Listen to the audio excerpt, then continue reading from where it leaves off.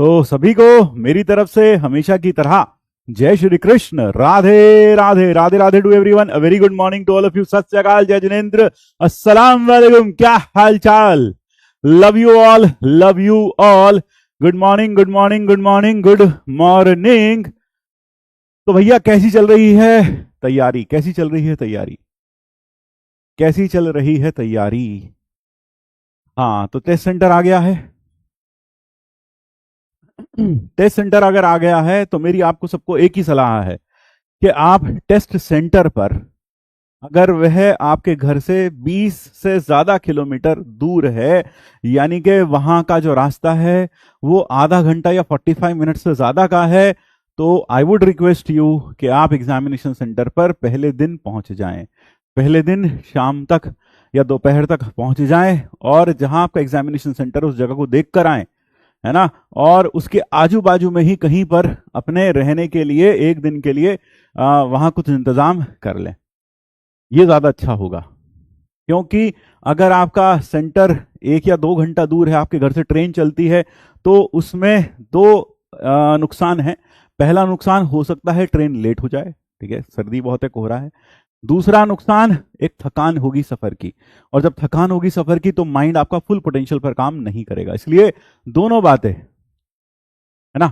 अगर कभी भी आता, मतलब जब भी आएगा भाई, जब भी आएगा, ठीक है, अभी नहीं आया कोई बात नहीं, है ना, ये बता दिया, कोई नुकसान तो नहीं है। तो जब भी आएगा तब के लिए बता रहा हूं कि अगर आपका सेंटर आपके घर से दूर है, 30 मिनट से ज्यादा का रास्ता है, तो आप जहां एग्जामिनेशन सेंटर है उसके आसपास ही कहीं पर होटल वगैरह में एक दिन के लिए रूम ले लें और वहीं पर आप रहें, ठीक है। एक दिन पहले चले जाएं और एग्जामिनेशन सेंटर को जरूर देख कर आएं कि सुबह जाना कहाँ है, और अपने जहां हो वहां से कम्यूटिंग टाइम भी देखो कितना समय लगता है, तो उसी अनुसार अपना प्लान करो, ठीक है। तो दोनों चीजें हैं, दोनों चीजें हैं। मुझे मेरा एक स्टूडेंट था पिछले साल, तो उस स्टूडेंट को, प्रयास का ही था, उस स्टूडेंट को मैंने कहा था कि यार तुम जरूर से, यही बात मैंने पिछले साल भी बोली थी, तो उसने कहा सर सुबह ट्रेन आती है 9 बजे, उसका सेकेंड शिफ्ट में था, तो सर 9 नहीं, शायद 10-11 बजे की ट्रेन थी सर, 1 घंटे का रास्ता है, 12 बजे पहुंच जाएंगे, 12-1 बजे तक पहुंच जाएंगे, 2-2:30 बजे पेपर था शायद, ऐसे कुछ था। तो मैंने कहा नहीं, तुम्हें पहले दिन जाना चाहिए। बोले नहीं सर 1-1.5 घंटे का रास्ता, बात नहीं मानी, ठीक है। मैंने कहा भाई ट्रेन चेक कर लो। बोले सर मैंने पिछले 7 दिन का रिकॉर्ड चेक कर लिया, ट्रेन इन टाइम आ रही है, कोई दिक्कत वाली बात नहीं है, ठीक है, कोई दिक्कत वाली बात नहीं है। फिर हुआ क्या? फिर हुआ क्या, जिस दिन उसका एग्जाम था उस दिन वो ट्रेन लेट हो गई, है ना, और वह अपने एग्जामिनेशन सेंटर पर मतलब भागते भागते पहुंचे, भागते भागते, जिस कारण से डेफिनेटली पेपर में वो वाली बात नहीं आई जो आनी चाहिए थी। कारण क्या था? जो हड़बड़ी थी, जो हड़बड़ाहट थी, जो घबराहट थी एग्जामिनेशन सेंटर पे पहुंचने की समय पर, वो शायद कहीं ना कहीं एक नया प्रेशर क्रिएट कर रही थी दिमाग के ऊपर। तो जो बच्चे टीचर की बात नहीं मानते हैं, अल्टीमेटली उनके साथ कुछ ऐसा ही होता है, ठीक है भाई। तो वो जो ट्रेन थी उसने, मतलब सर मैंने 7 दिन का डेटा भी चेक कर लिया सर, बिल्कुल टाइम पर चल रही है। मैंने कहा भैया कुछ नहीं पता, कुछ भी हो सकता है, अनफोर्सीन सर्कमस्टेंसेस, ठीक है। आपके जैसे बाइक पर भाग जाएंगे, यार देखो मैं चला गया था बाइक पर, that is not also advisable. रास्ते में कुछ भी हो जाए, एक्सीडेंट हो जाए, कुछ भी हो जाए यार, नहीं करना चाहिए ये, ठीक है। हम मान लिया मैं गया था, मान लिया मैंने ऐसा किया था, लेकिन यार तुम मत करना, ठीक है। हाँ ठीक है भाई। तो क्या यह बात अच्छे से समझ में आ गई मेरी जो बोली आपको, ठीक है। और अगर आपका पेपर सेकंड शिफ्ट में है तो हल्का फुल्का खा कर जाएं, हल्का फुल्का, ये नहीं छोला पूरी खा लिया, छोला भटूरा खा लिया, छोला कुलचा खा लिया, नहीं, हल्का फुल्का खाएं। घर से हो सके तो कुछ थोड़े बहुत फल फ्रूट या फिर खिचड़ी विचड़ी ऐसा कुछ खाना खा कर जाएं, ज्यादा ना ठूस कर खाएं।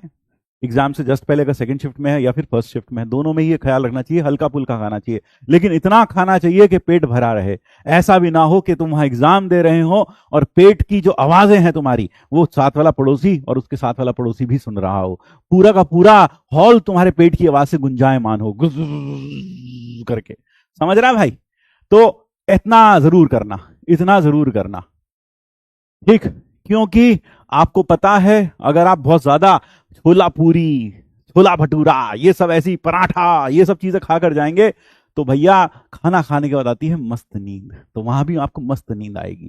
क्यों? क्योंकि सारी की सारी बॉडी की एनर्जी डाइजेशन में चली जाएगी। मैंने आपको पहले ही बताया कि जब आप ऐसा खाना खा लेते हैं तो होता क्या है, आपकी बॉडी पूरी की पूरी बॉडी की जो ऑक्सीजन है वो डाइवर्ट कर देती है स्टमक की तरफ, है ना।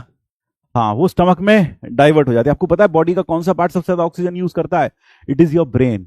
तो बॉडी की मैक्सिमम ऑक्सीजन जब ब्रेन की तरफ से, ब्रेन से हटकर कहां जाती है? स्टमक की तरफ, ताकि वो खाने के डाइजेशन में हेल्प कर सके। तो ब्रेन को उतनी ऑक्सीजन नहीं मिलती, इसी कारण से नींद आती है और ब्रेन अपने फुल पोटेंशियल पर काम नहीं करता है। तो भैया मुझे उम्मीद है आप मेरी इस बात को ध्यान से सुनेंगे और इसको जो मैंने कहा है इसको अपनाएंगे। नहीं अपनाएंगे तो फिर बाद में स्वाद आएगा जैसे उस बच्चे को आया था। ठीक है भाई? हाँ ठीक है भाई, क्लियर हो गया? हाँ, एक चीज और, अब आपके जो टेस्ट हैं, एक एक इस वीक में अपलोड हो जाएगा जो क्विज फॉर्मेट में आप मुझे कह रहे थे, एक अगले में हो जाएगा।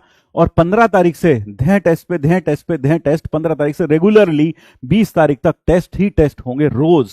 22 तारीख तक, 20 या 21 तारीख तक रोज टेस्ट होंगे। ठीक है भाई? हाँ, रोटी चलेगा, बिल्कुल चलेगा, क्यों नहीं चलेगा। ठीक है भाई?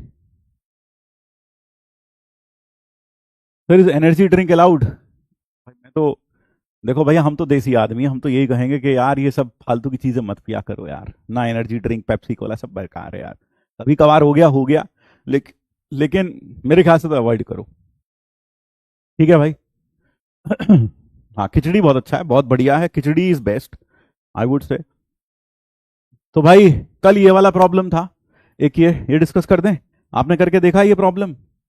आपने करके देखा? हाँ, आपने करके देखा ये है प्रॉब्लम? सिर्फ चाय पी के मत जाना बे। हाँ, मैंने आपको स्ट्रेट लाइन के लिए भी आपको फॉर्मूला रिवीजन शीट दे दी है। जल्द ही मैं आपको सर्कल और पैराबोला की फॉर्मूला रिवीजन शीट भी दे दूंगा। तो कोशिश करूंगा कि, और अच्छा हाँ, हम जो क्लास रखेंगे टिल 15th रखेंगे, उसके बाद हम क्लासेस नहीं करेंगे, क्योंकि I believe I will give you 7 days to revise, 7 days to revise, to overcome और योर जो भी आपकी कमियां हैं उसको थोड़ा सा और इम्प्रोवाइज करिए, उसको थोड़ा सा और अच्छा करिए, कोशिश करिएगा। ठीक है भाई? हाँ बेटा, ROH बहुत बढ़िया बेटा। अगर वो है रास्ते में तुम्हें पुलिस वाला ना रोक ले फिर बताना मुझको। हैं? हाँ, एग्जामिनेशन सेंटर तक ही नहीं पहुंच पाओगे। ये कल हम कर रहे थे, याद आया? Z2 plus mod of Z2 -1 का होल मॉड। हमने इसमें दोनों साइड पे स्क्वायरिंग किया था, और जब स्क्वायरिंग किया था इसको इसके कॉन्जुगेट से मल्टीप्लाई किया था। मॉड ऑफ Z2 +1 और into Z2 bar minus mod of Z2 +1 का होल मॉड, और यहां आ जाएगा Z2 plus Z2 mod of Z2 -1 into Z2 बार और प्लस मॉड ऑफ Z2 -1। यही था भाई। और जब हमने इसे ओपन किया था तो मेरे ख्याल से हमारे पास आ गया था Z2 और Z2 बार का सम इनटू मॉड Z2 +1। एक तो ये आया था, और साथ में आया था प्लस मॉड ऑफ Z2 +1 का होल स्क्वायर, ये आया था। और इधर आया था अपने पास Z2 plus Z2 bar into mod of Z2 -1 और फिर प्लस मॉड ऑफ Z2 -1 का होल स्क्वायर। ऐसा कुछ आया था, that is what we get, है ना। मॉड ऑफ Z2 -1 का होल स्क्वायर, ऐसे ही कुछ आया था। देखो याद करो, है ना।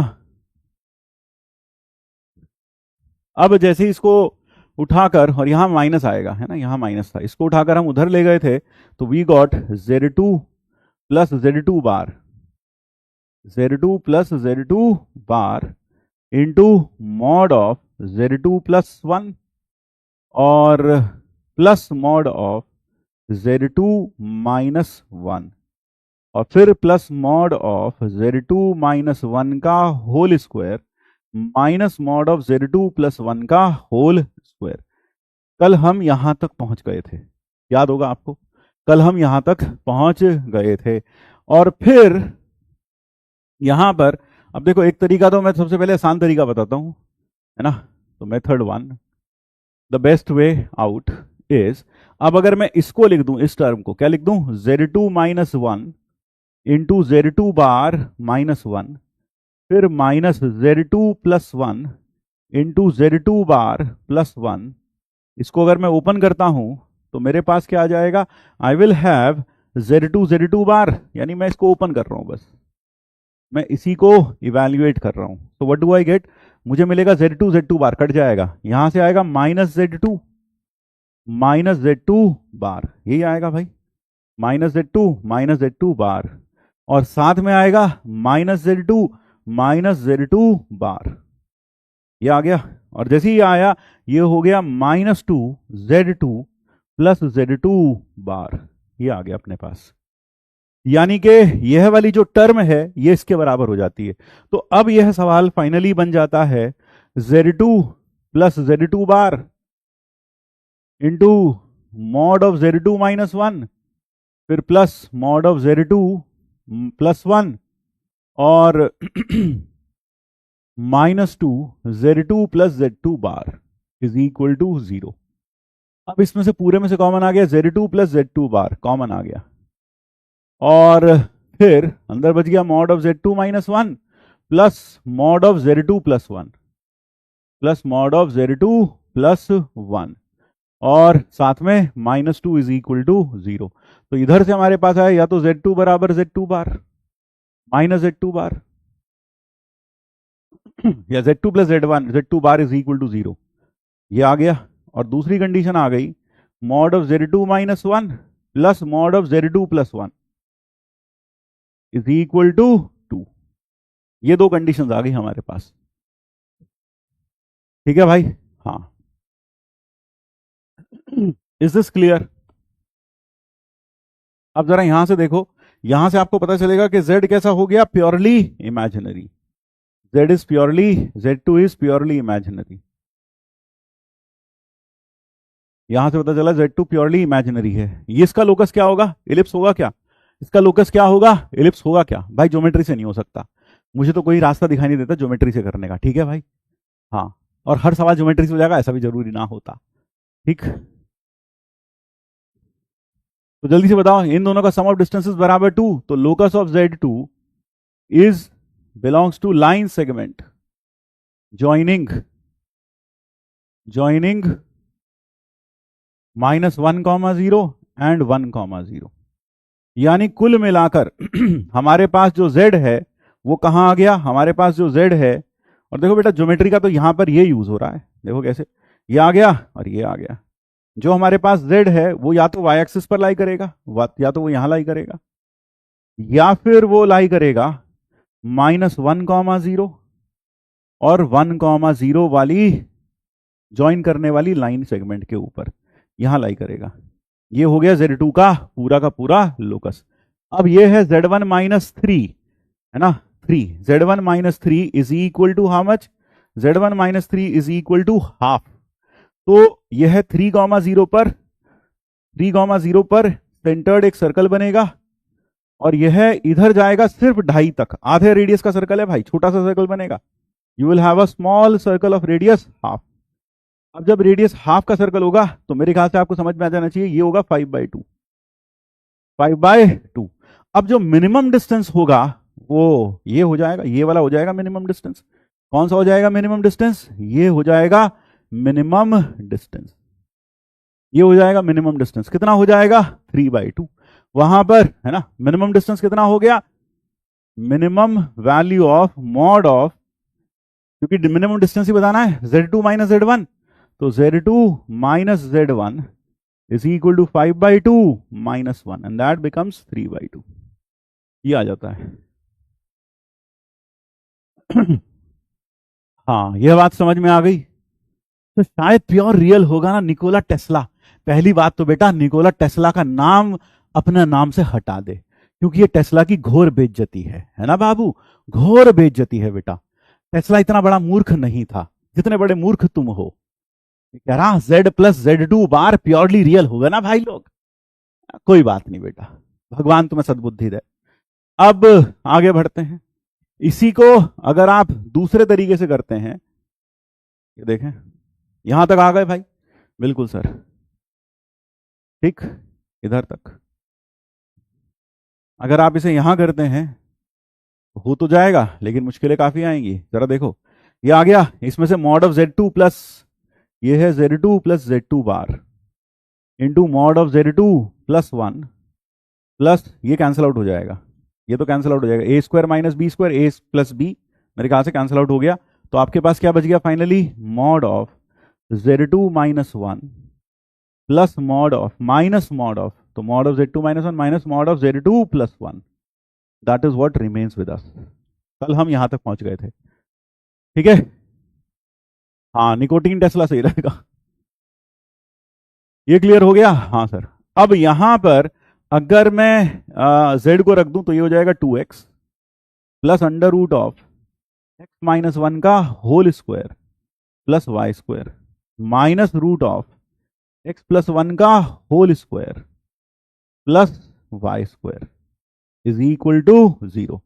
ये हो गया भाई, ठीक है। Is this clear? अब इसको उधर भेज दो, तो 2x is equal to 2x plus कितना आ जाएगा, 2x plus root of x plus 1 का होल स्क्वायर, x प्लस 1 है या x माइनस 1 है, x माइनस 1, x माइनस 1 का होल स्क्वायर, तो x माइनस 1 का whole square plus y square is equal to root of x plus 1 का whole square plus y square.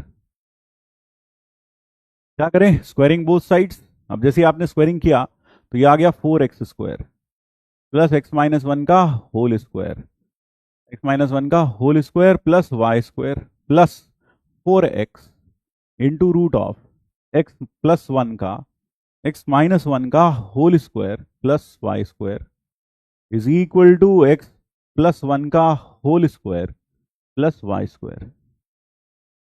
बड़े आराम से आप ये चीज देख सकते हैं कि ये वाई स्क्वायर और ये वाई स्क्वायर कैंसिल आउट हुआ, और यहां से ये आ गया 4x स्क्वायर माइनस का 4x प्लस का 4x into root of x minus 1 का whole square plus y square is equal to 0। ये आ जाएगा, that is what you get, ठीक है। ठीक, अब पूरे में से या तो x 0 हो गया या फिर x क्या बचेगा, x minus 1 plus root of x minus 1 plus root of x minus 1 का square plus y square equal to 0। एक बात यहां से साफ है कि ये पॉजिटिव नंबर है, नॉन नेगेटिव नंबर है, और ये एक दूसरा नंबर है, तो हम कह सकते हैं कि x माइनस 1 पक्का नेगेटिव होना चाहिए या 0 हो जाना चाहिए, लेस देन, तभी तो आंसर 0 आ सकता, नहीं तो नहीं आ सकता। तो रूट ऑफ x माइनस 1 का whole square plus y square is equal to 1 minus x।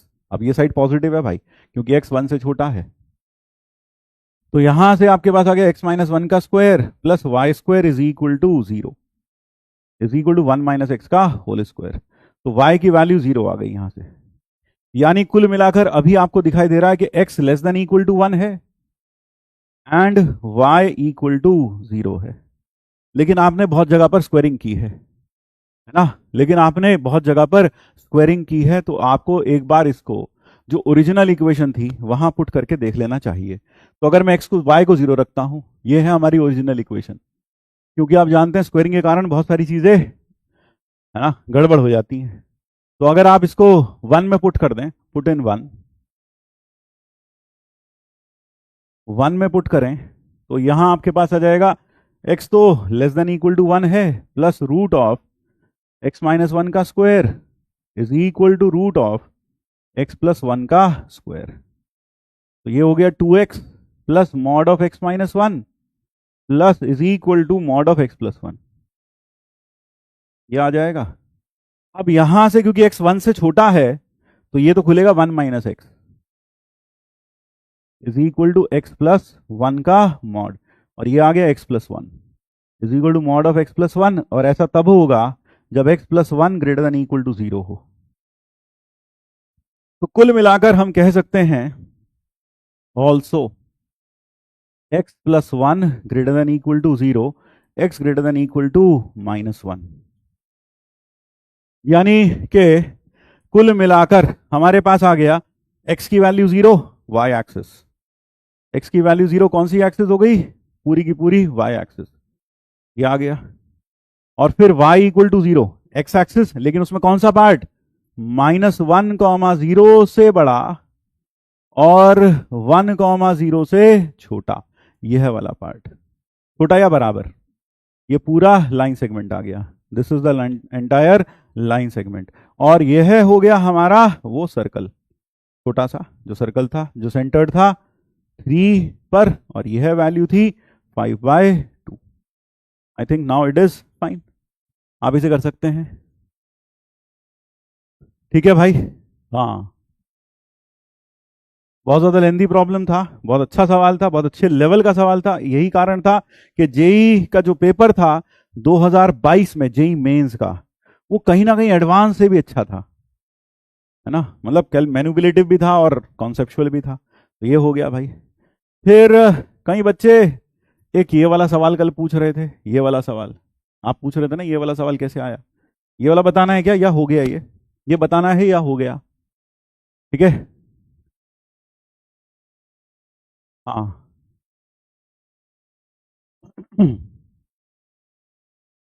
हाँ बोलो भाई, ये वाला सवाल बताना है या हो गया भाई, जल्दी से बोलो। हाँ, ऐसा क्वेश्चन स्किप कर देना चाहिए, ज़्यादा अच्छा है। Yes, you should skip such problems. अब ज़रा ये वाला सवाल देख लें, अगला जो है, हो गया, चलो ये तो इजी था, बता दो, हिंट ओनली, हिंट क्या, ये तो हिंट ही सॉल्यूशन है इसमें। तो हमें एक पासवर्ड बनाना है 6 और 8 कैरेक्टर्स का, जहां ये 5 कैरेक्टर्स हैं और ये 5 कैरेक्टर्स हैं, with repetition allowed. Number of passwords in S whose at least 1 character is a number, तो at least 1 character is a number. तो रिक्वायर्ड जो हमारे पास रिक्वायर्ड पासवर्ड्स होंगे वो होंगे total number of passwords, number of required passwords, number of required passwords will be equal to total number of passwords, total number of passwords minus passwords with no number, minus number of passwords with no number। अब जो password बन रहे हैं हमारे पास वो क्या है, वो है 6 to 8 कैरेक्टर्स के, 6 to 8 कैरेक्टर के। तो टोटल पासवर्ड कितने बनेंगे, तो टोटल पासवर्ड बनेंगे, अगर मान लो 6 डिजिट के देखूं तो 10 की पावर 6, 10 की पावर 7 और 10 की पावर 8, ये टोटल पासवर्ड्स बनेंगे। सोच कर देखो, 10 की पावर 6 प्लस 10 की पावर 7 प्लस 10 की पावर 8, ठीक है भाई। और फिर माइनस, अगर मुझे इसमें नंबर नहीं रखना तो पांचों के पांचों यही यूज करने पड़ेंगे, 5 की पावर 6, फिर प्लस 10 की पावर 7 माइनस 5 की पावर 7, फिर प्लस 10 की पावर 8 माइनस 5 की power 8। So that would be the answer. तो अगर आप इसमें से 10 की पावर 6 कॉमन ले लेते हैं तो 111, माइनस 5 की पावर 6 कॉमन लेते हैं तो 25, 5 31 बच जाता है। तो अगर आप इसमें से 5 की पावर 6 कॉमन ले लेते हैं तो 2 की पावर 6 इंटू 111 माइनस 31, तो यह आ जाता है 5 की पावर 6 इंटू 64 इंटू 111 माइनस 31। अब इसे सॉल्व कर लेना, मेरे ख्याल से 7073 इंटू 5 की पावर 6 आ जाता है आंसर। क्लियर हुआ, ये बात समझ में आ गई। फिर एक सवाल यह था, अक्सर मुझसे इसमें बच्चे पूछ रहे थे ये बोनस क्यों था सर, प्लीज ये बता दीजिए यह बोनस क्यों था। आइए इस पर भी विचार कर लेते हैं। अगर मैं इस सवाल को, मेरे ख्याल से मैंने जो S1 बताया था वो था C1 plus 3 into 2 C2 plus 5 into 3 C3 plus so on up to 10 terms. इसका जब आप सम करते हो, इसका सम भी करके बताऊं या इसका सम तुमने कर लिया, मैंने बताया था ये होगा 2r minus 1, 2r minus 1 into r into 10CR, r varies from 1 से 10। इसका सम किसी ने किया, इसका सम किसी ने किया है ना, इसका सम किसी ने किया क्या भाई, बोलो, इसका सम किसी ने किया। इसका सम होगा, इसका सम अगर आपने फाइंड किया हो 100 इंटू 2 की पावर 9 शायद आया था, मुझे ऐसा याद आता है, है ना। सम कर लिया, कितना आया सम, जल्दी से बताओ। 100 इंटू 2 की पावर 9 आया था क्या? हाँ, और S2 जो मैं डिफाइन कर रहा हूं वो है C0 plus C1/2 plus C2/3 plus 1 up to 10 terms, up to 10 terms, ये अप टू 10 टर्म्स है। 100 इंटू 2 की पावर 9। अब इसके बाद अगर आप S2 को देखें तो ये हो जाता है 10 CR अपॉन R+1, और ये समेशन है R वेरीज फ्रॉम 1 to 10। तो मेरे ख्याल से S2 की वैल्यू अगर आप इसमें R बराबर 1 से 10, यहां लिख दें 11, यहां लिख देते हैं हम 11/R+1 इंटू 10 CR इंटू 1/11। तो S2 हो जाता है 1/11 summation R varies from 1 to 10 11 CR+1, और ये बन जाता है 2 की पावर 11 -1 अपॉन 11। ये आ गया भाई। अब उसने कह रखा है यहां से S2 बराबर S1, ये वाला जो सम है 100 इंटू 2 की पावर 9, यह बराबर है किसके, अल्फा इंटू 2 की पावर 11 अपॉन 2 की पावर बीटा -1, 2 की पावर बीटा -1 इंटू 2 की पावर 11 -1 अपॉन 11। ऐसा है भाई। अब जरा देखो यहां पर, अगर ये टर्म और ये टर्म कैंसिल आउट हो जाएगी, है ना, कितना बचेगा 2, यहां बचेगा 4, 4 से फिर ये कैंसिल आउट हो जाएगा और यहां हो जाएगा 25, यहां हो जाएगा 25। ठीक है, तो 25 इंटू 11, 25 इंटू 11, 25 इंटू 11 कितना होगा 22, 275, 275 इंटू अपॉन 2 की पावर 11 -1, और साथ में कितना, अल्फा इज इक्वल टू कितना आएगा भाई, जरा देखो एक बार, जरा देखो 2 की पावर 11 -1, यही था ना भाई। हाँ सर, तो यहां से अपने पास आ जाएगा 2 की पावर 11 -1, नीचे आ गया इसके, और साथ में 2 की पावर बीटा -1, ऐसा कुछ आएगा। 2 की पावर 11 -1, हाँ ठीक है, इसको अगले पेज पे लिखते हैं, यहाँ तो जगह नहीं बची। कितना आ जाएगा जरा मुझे बताओ सर। ये आ जाएगा 2 की पावर बीटा -1, कितना आया भाई, एक बार जरा चेक कर लो, त्रुटि तो नहीं है कोई। 25 इंटू 11, है ना, 25 इंटू 11, 25 इंटू 11 आ रहा है। हाँ सर, 25 इंटू 11 275, 275, 275 इंटू 2 की पावर बीटा -1 इंटू 2 की power beta -1 is equal to 2 की पावर अल्फा इंटू 2 की पावर 11 -1, ऐसा आ रहा है भाई, ये आ रहा है। ठीक है, ये आ रहा है। S1 की जगह -12 होगा शायद, मेरे ख्याल से तो 11C1, मेरे ख्याल से तो यही होगा यार, -12 तो नहीं होगा मेरे ख्याल से। एक बार जरा देखना, 10 रखेंगे, हाँ यार 2 की पावर 11 -1 ही आएगा भाई। ठीक है, अब जब यहां पर आंसर आ जाता है ये है, तो जरा सोचें कि अगर मैं बीटा को रख दूं 2, बीटा को रख दूं 2, तो 2 अल्फा कितना हो जाएगा 2 की पावर 75, 275, 275 इंटू 2 की पावर बीटा -1, 2 की पावर 11 + 1, ये हो जाएगा भाई। अगर मैं बीटा को रख दूं 3, तो मेरे ख्याल से आप समझ सकते हैं, फिर से अल्फा हो जाएगा 275 इंटू 2 की पावर, यहां कितना आएगा 2 की पावर 3 -1, 2 की पावर नॉट 2, 22 कहना चाहिए मुझको, 33 रख दूं, तो 33 रखूंगा तो आप समझ गए होंगे ना, मैंने 22 रखा तो a² - b² लगाया, a + b, a - b, तो +1 ऐसा बचेगा। और यहां जब 33 लगाया तो 2 की पावर 11 की पावर 3, आप समझ रहे होंगे। ठीक है, तो यहां इस केस में आप देखें, अब जो आंसर आ जाएगा 2 की पावर 11 का क्यूब -1 का क्यूब, तो 2 की पावर 11 का स्क्वायर, 2 की power a² + b² - ab + ab, ऐसा बच जाएगा। तो आप इसमें वैल्यूज बढ़ाते जाएंगे तो आंसर्स आते जाएंगे। तो यहां जेईई मेन से गलती क्या हो गई कि इसके आंसर यूनिक नहीं आएगा, यूनिक आंसर नहीं आएगा। जेईई मेंस ने क्या किया, सीधा सीधा कंपेयर कर लिया कि अल्फा बराबर 275 और बीटा बराबर 11, तो इसलिए दोनों को जोड़कर अल्फा प्लस बीटा आंसर आ गया था 286।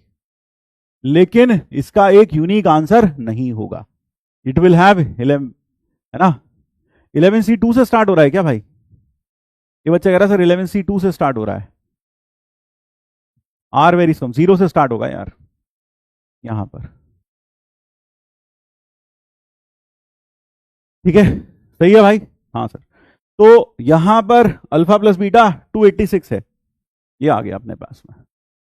तो आपको समझ में आया कि गलती क्या है? गलती यह है कि अल्फा प्लस बीटा यहां 286 आ रहा है।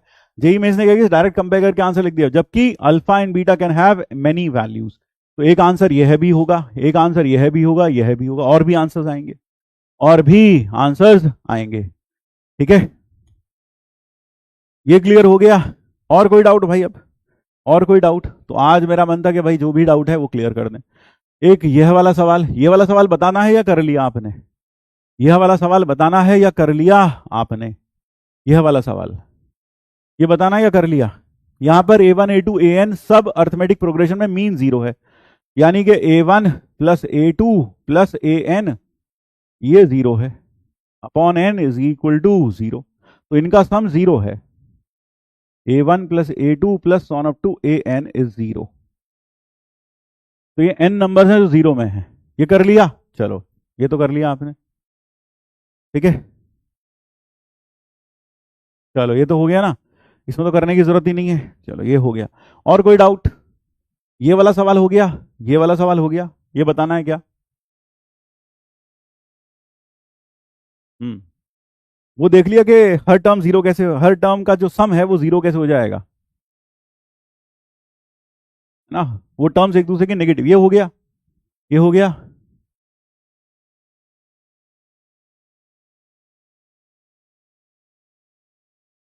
ये वाला बता दो, नहीं हुआ ये।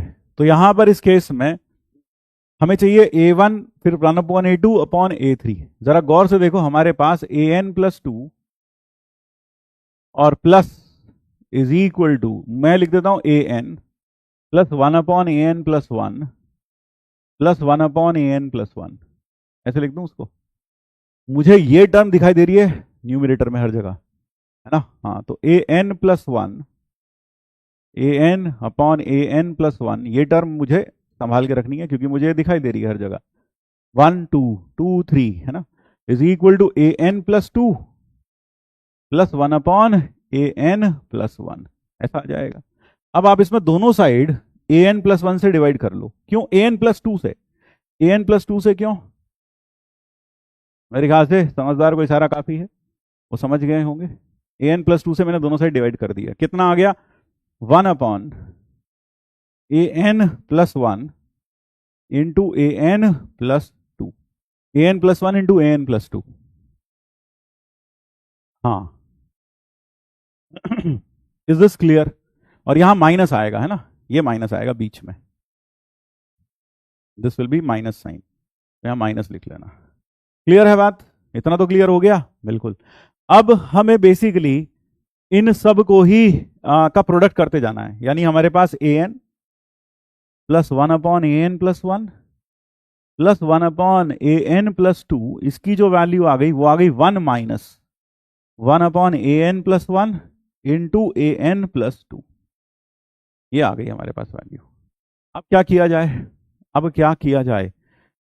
मुझे ये प्रोडक्ट इवैल्यूएट करना पड़ेगा। तो फिर से अगर मैं जो गिवन रिलेशन है उसको मैं फिर से इवैल्यूएट करूं, तो मेरे पास है AN प्लस 2 इंटू, है ना, फ्रॉम गिवन रिलेशन। अगर मैं गिवन रिलेशन का यूज करता हूं तो from given relation AN plus 2 into AN plus 1 is equal to 2 plus AN into AN plus 1, ये आ गया। अब मैं इसमें n को 1 रखता हूं, 1 रखता हूं तो मेरे पास A2 into A3 is equal to 2 into 2 plus 2 into 1, 1 into 2 brother, उसी ऑर्डर में लिख लो। तो ये हो गया 2 कॉमन लिया, 2 इंटू 2, फिर A3A4 हो जाएगा 2 plus A2 into A3, n को 2 रखा, A2 into A3 that is 2 into 2, this becomes 3 into 2, फिर A4 इंटू A5 ये बन जाता है 2 प्लस 2, 3 इंटू 2, ये हो गया 4 इंटू 2। मेरे ख्याल से अब आपको पैटर्न बनता हुआ दिखाई दे रहा है।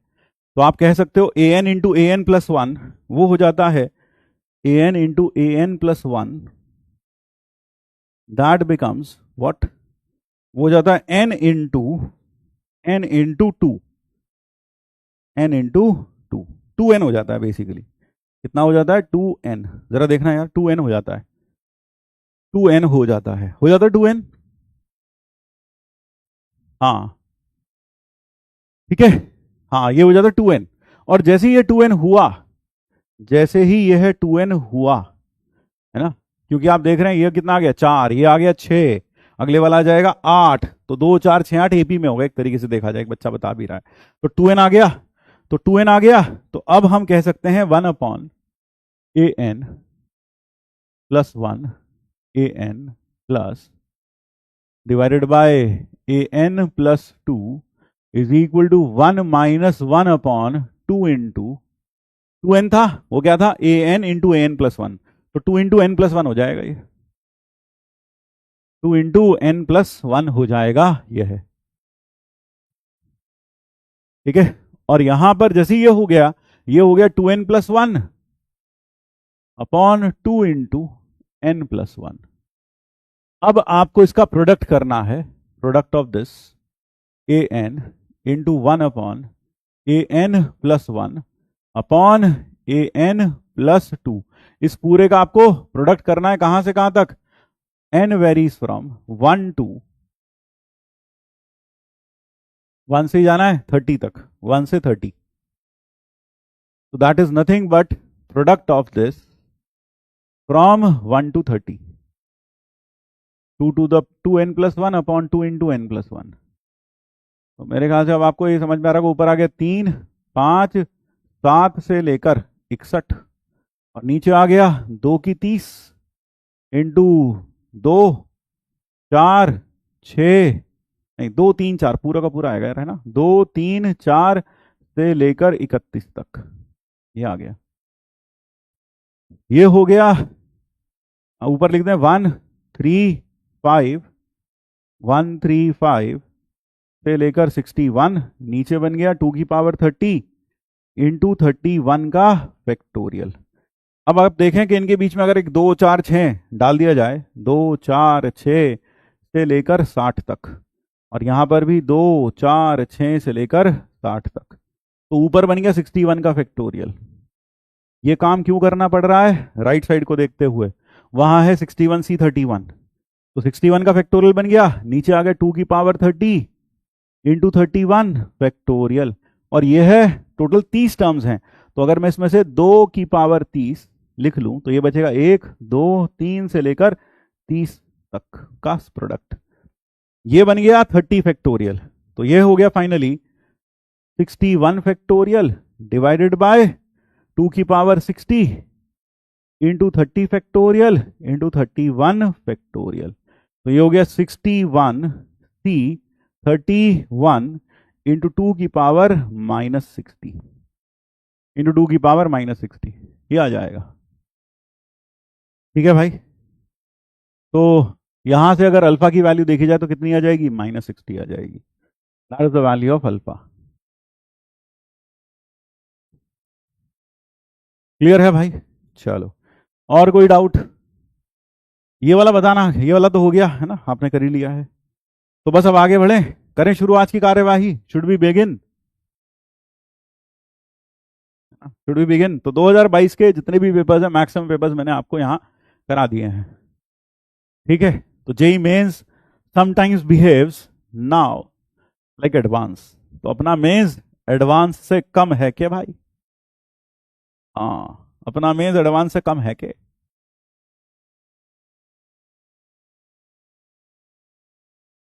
आरंभ करते हैं, ठीक है, late us begin. Late us begin. शुरू करें आज की कार्यवाही। एक और था, एक और कौन सा था? ये वाला बता दो। एक बच्चा कह रहा सर ये वाला बता दो। कहाँ गया भाई ये वाला, ये वाला बता दें फिर से। तो आप इसमें एक चीज ऑब्जर्व करें, वैसे तो मैं आपको सिर्फ ए प्लस डी और ए प्लस टू डी, अगर इन सब का सम जीरो है, मान लो तीन नंबर हैं एपी में, इनका सम जीरो है, तो आप एक चीज ऑब्जर्व करना, ये हो जाएगा 3a प्लस 3d बराबर जीरो, ए बराबर माइनस डी। तो आपके पास नंबर्स क्या बन गए? माइनस डी, जीरो और फिर डी। ये नंबर्स बन गए, ये नंबर्स बन गए।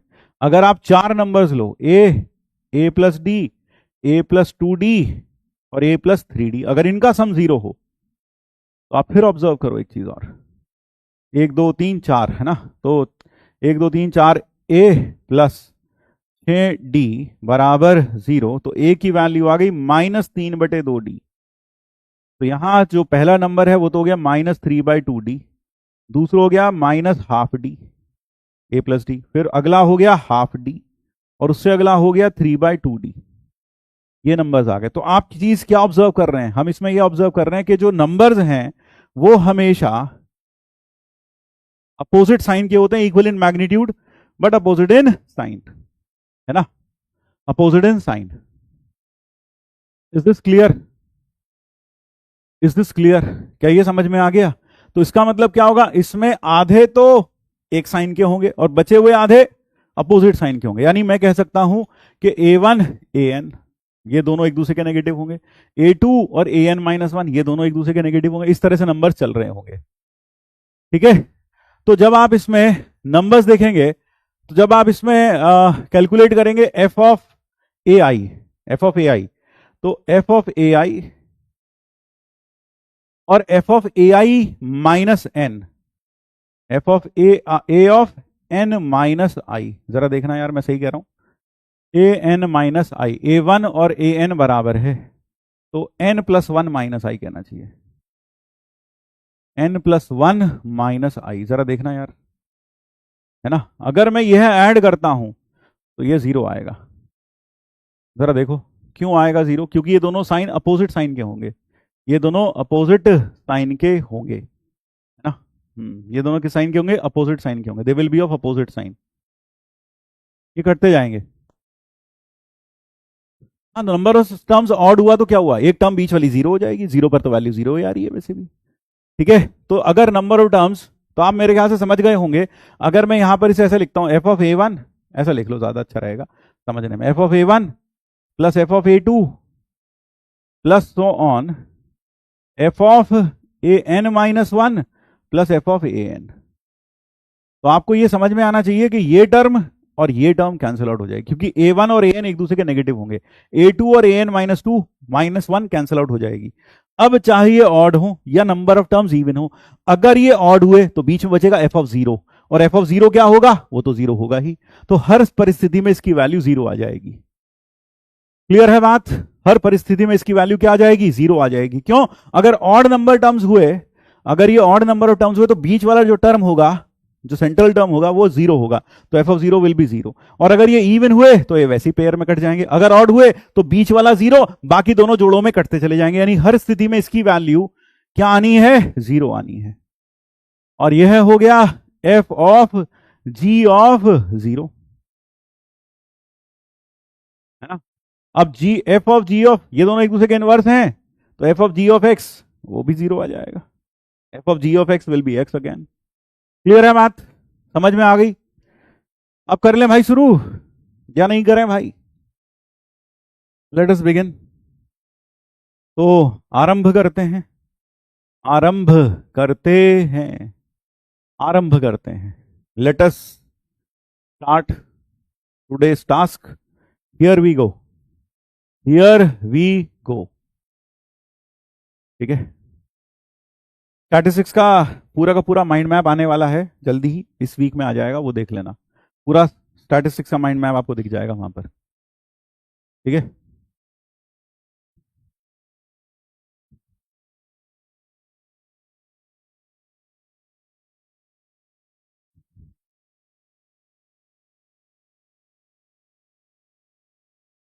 स्टैटिस्टिक्स का आएगा ना यार, अभी माइंड मैप आ जाएगा, अभी आ जाएगा, इसी वीक में आ जाएगा। आज फ्राइडे है, कल तक आ जाएगा मेरे ख्याल से, कल हम दोनों अपलोड करवा देंगे, प्रोबेबिलिटी भी स्टैटिस्टिक्स भी। वेक्टर थ्री डी आ गया क्या? वेक्टर थ्री डी आ गया क्या? वेक्टर थ्री डी मैं पता करता हूँ, तीनों अपलोड करा देंगे, खत्म करेंगे। ठीक है, ठीक है भाई, चलिए शुरू करते हैं। And here we go, right from question number one. Question number one से स्टार्ट करते हैं। Let us begin with question number one over here. Question number one से स्टार्ट करते हैं। And here goes the clock ticking. चलो भाई शुरू हो जाओ फटाफट।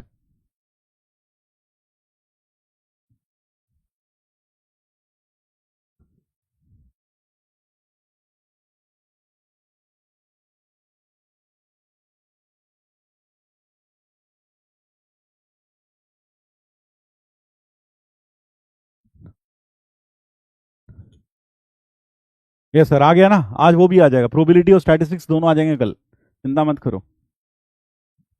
और जैसा तुमने मुझसे कहा था कि कोनिक की फॉर्मूला रिवीजन शीट अपलोड करा दीजिए, मैं कोशिश कर रहा हूं, देखो, है ना। हाँ, अबे आ चुका है, नहीं आया सर। सर पोल दे दीजिए, बेटा पोल घर में ले लो कहीं पे, पोल दे दीजिए, POLE। वो कह रहा पोल दे दीजिए, POLE। पोल मतलब खंबा होता है बेटा, खंबा ले लो तुम, सर खंबा दे दीजिए बेटा। खंबे का करोगे कहाँ, मतलब अभी मतलब मैं कुछ बोल नहीं सकता, ऑनलाइन है, मतलब खंबा किधर, मतलब किधर होता था खंबा?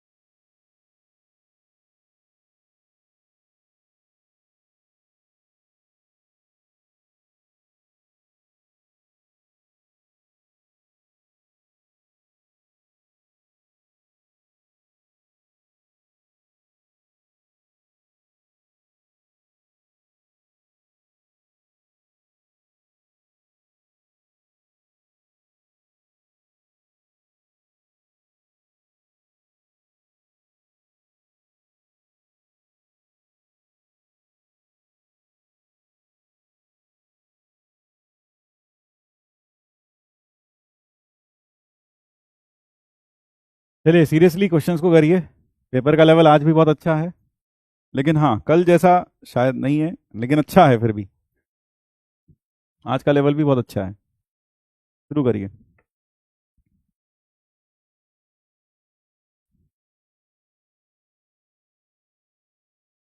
हर साल सेम पढ़ाते हुए थकते नहीं है? कौन सेम पढ़ाता है हर साल? हम्म? हर साल नए क्वेश्चंस होते हैं, 2024 के नए सवाल आ जाते हैं, तो हर साल बदलता तो है चीज़, बच्चे बदलते हैं, कुछ गधे जाते हैं, कुछ नए गधे आते हैं।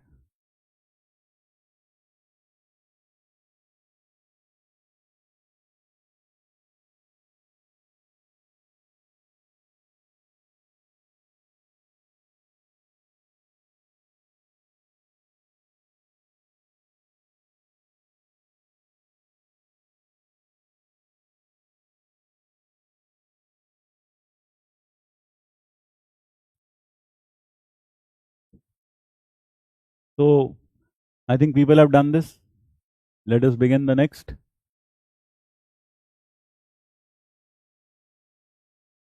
Here is the next problem on your screen.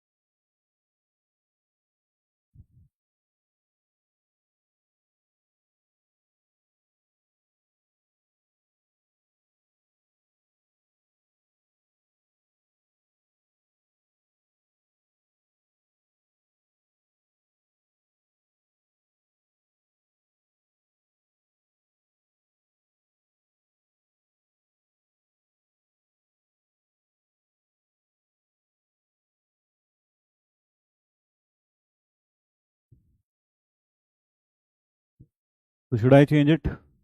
Here is the next problem.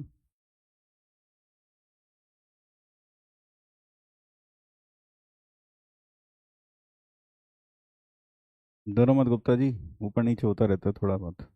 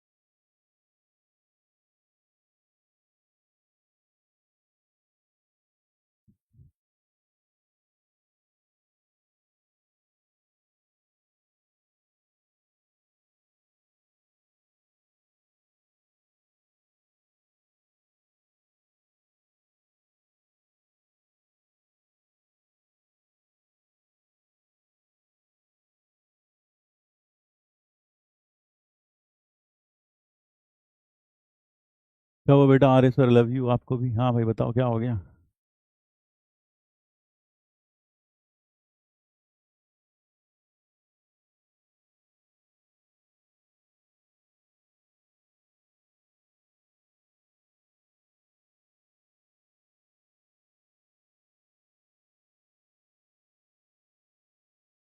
दोबारा मत करो क्लास इलस्ट्रेशन, अब तो समय नहीं है ज़्यादा। आज 7 तारीख है, 15 दिन नहीं हो पाएगा। आप तो सिर्फ क्लास नोट्स पढ़ लो और क्लास इलस्ट्रेशंस को रीड कर लो। रफ कॉपी लेके बैठो और क्लास इलस्ट्रेशन को रीड करते चलो बस। जहाँ थोड़ा सा अटको वहाँ पेन चला के देख लो, ऐसे कर लो। ठीक है, आर सर लव यू।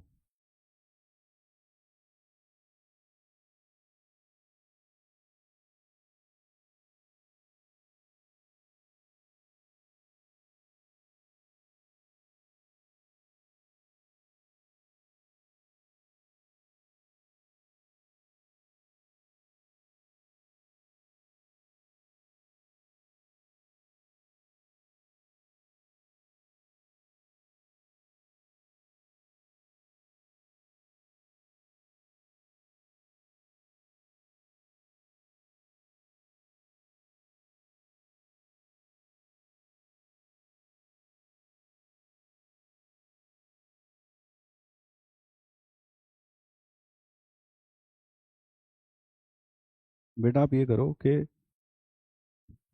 जो भी क्वेश्चन है ना,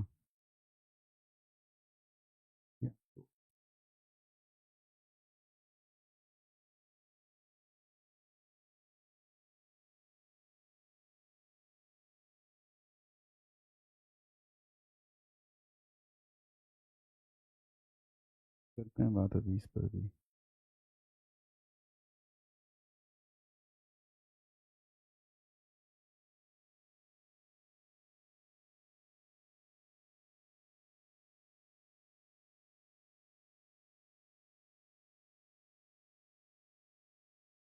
आपने जो मेरा रोस्ट किए, अब क्लास में मन नहीं लग रहा।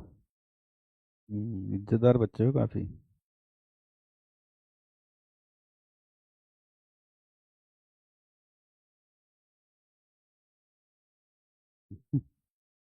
बेटा ना दिल पे नहीं लेते, क्लास में हम मजाक करते रहते हैं, कोई दिक्कत नहीं है।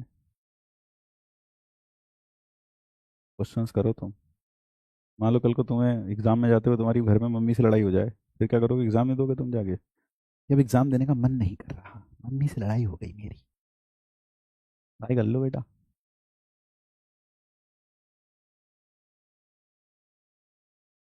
Thank you Krrish.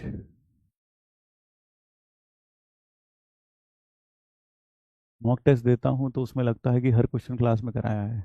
मैं आप सबको एक चीज़ अश्योर करना चाहता हूँ आज, एट द एंड, मैंने कभी नहीं कहा जो पढ़ाते हैं उसी में से आता है, लेकिन मैं ज़रूर ये कहूँगा कि जो भी वहाँ आएगा, जो भी आपने पढ़ा उससे बाहर नहीं आएगा। हर क्वेश्चन आपको देखा सा लगेगा। हर क्वेश्चन हमने इतनी प्रैक्टिस की है, इतनी प्रैक्टिस क्लास में की है, के टी के टी एच आरपीपी, इतने क्वेश्चंस क्लास में किए हैं कि हर क्वेश्चन आपको जाना पहचाना सा लगेगा। हर क्वेश्चन आपको ऐसा लगेगा ही नहीं कि ये कुछ अलग ही चीज़ आ गई भाई। नेक्स्ट प्रॉब्लम पर चलें।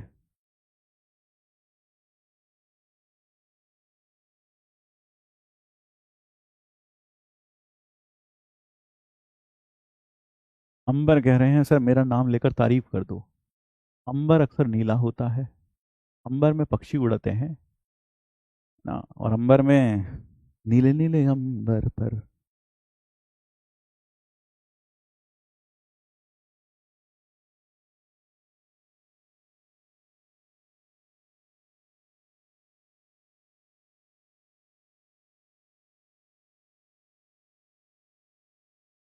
टेस्ट देते समय हाथ कांपते हैं।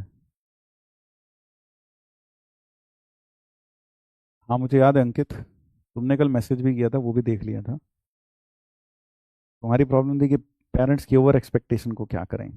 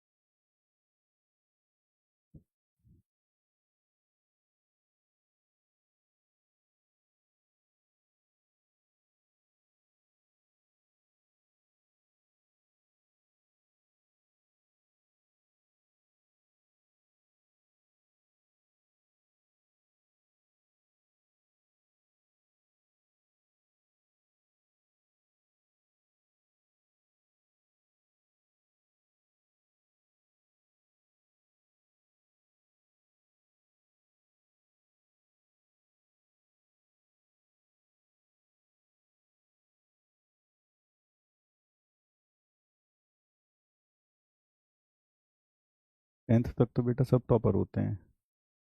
असली जो चैलेंज है ना, जब आप आईआईटी के लिए प्रिपेयर करते हैं या किसी कॉम्पिटिटिव एग्जाम के लिए प्रिपेयर करते हैं, तब आपको असली औकात पता चलती है। स्कूल में मार्क्स आना अच्छी बात है ना, एक मापदंड है, ठीक है। It is a major of your seriousness, और ज़्यादा कुछ नहीं। मेरा मानना ये है, यानी अगर आपके मार्क्स अच्छे आए हैं बोर्ड्स में तो ये मानकर चलो, ये अगला क्वेश्चन है भाई स्क्रीन पर, this is the next problem on the screen. अगर आपके मार्क्स बोर्ड्स में अच्छे आए हैं, स्कूल्स में अच्छे आए हैं, तो इसका मतलब सिर्फ यह दर्शाता है कि आप एक सीरियस स्टूडेंट हो, आप अपने काम को सीरियसली करते हो, आप डिवोटेड हो, डेडिकेटेड हो। और बस इससे अलावा कुछ नहीं। यानी चाहे आपके 99% हो, चाहे 95% हो, चाहे 80% हो, और 60% हो। 60% वाला अपने काम को लेके सीरियस नहीं था, 50% वाला वो बिल्कुल भी सीरियस नहीं था, यानी वो डेडिकेटेड बंदा नहीं है, वो सीरियस नहीं है। That is what marks tell you. ठीक है, तो मार्क्स आपका सिर्फ level of dedication and level of discipline show करता है, लेवल ऑफ सीरियसनेस शो करता है, जो कि आपके अंदर है। वो आपके स्कूल के मार्क्स हैं। लेकिन जब आप आईआईटी की प्रिपरेशन करते हैं, नो डाउट जो आपके बोर्ड में अच्छे मार्क्स थे, you are a serious student and you are a discipline student, और आपने काम को लेके सीरियस है, बस इतना ही है। ठीक है, तो आपके मार्क्स अच्छे थे, वो आपकी किसी तरह से बस इतना ही दर्शाता है, और कोई ज़्यादा कुछ नहीं ना। They are just measure of your seriousness. तो वो मार्क्स क्या थे वो भूल जाओ, उससे कोई फर्क नहीं पड़ता कि हम कभी राजा थे अब रंक हो गए, कोई फर्क नहीं पड़ता। हाँ, तुम सीरियस स्टूडेंट थे तो वो क्वालिटी अभी भी है, और कई बार बहुत सारे सीरियस स्टूडेंट अपने आप को अंडर एस्टिमेट करते हैं। उनको लगता है कि हम बहुत नीचे हैं, हमसे हम बिल्कुल ही बर्बाद हैं। लेकिन अ, सच मानो तो वो बहुत सारे लोगों से बहुत ज़्यादा बेहतर होते हैं। कई बार आप अपने आप को अंडर एस्टिमेट भी करते हो, तो अंडर एस्टिमेट मत किया करो यार।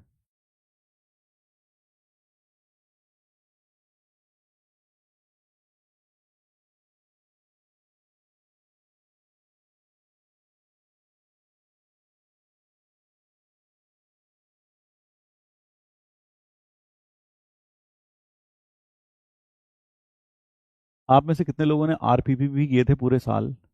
और है ना,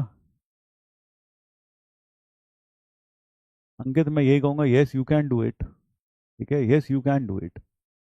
have faith in yourself, because we all have faith in you, at least I have faith in you.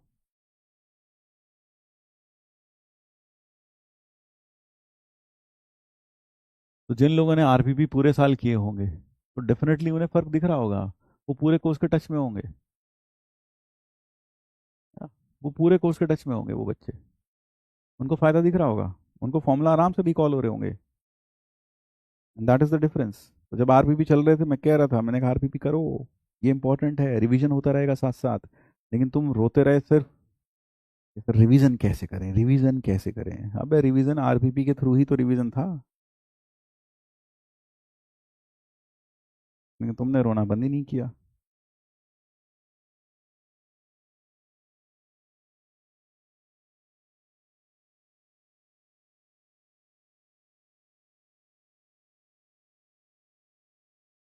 और कितने लोगों को जिन्होंने, है ना, और जिन लोगों ने आरपीपी किए हैं उनको डेफिनेटली यहाँ फायदा दिख रहा होगा। दिख रहा है फायदा? यस और नो, जल्दी से ही बताओ। हाँ यस सर, फायदा दिख रहा है।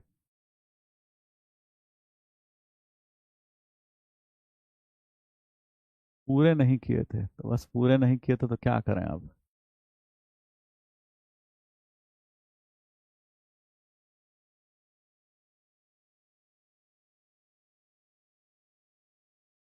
हो गया भाई ये।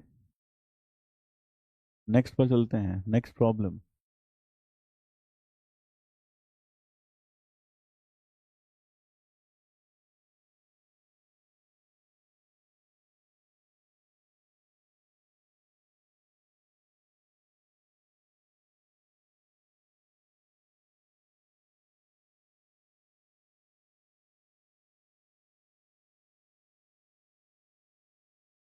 बहुत अच्छी बात है, बहुत सारे बच्चों को दिखता है फायदा।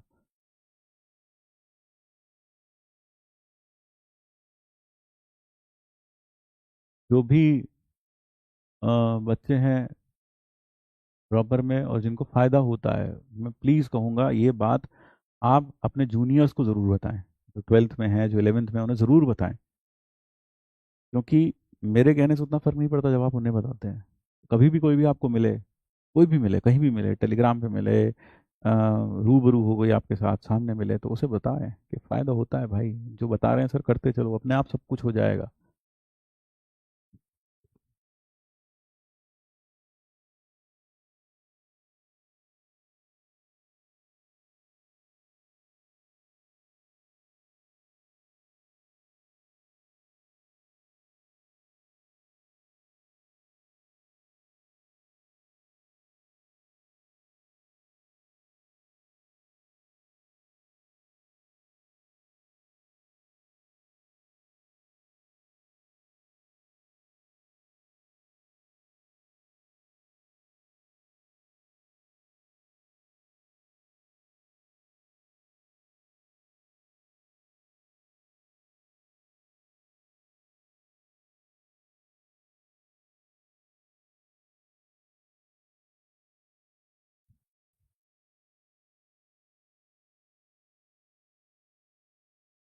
ये जो तुम 24 नंबर और 40 नंबर बता रहे हो, 60 70 बता रहे हो, ये ग्रैंड टोटल बता रहे हो या फिर मैथ्स के मार्क्स बता रहे हो?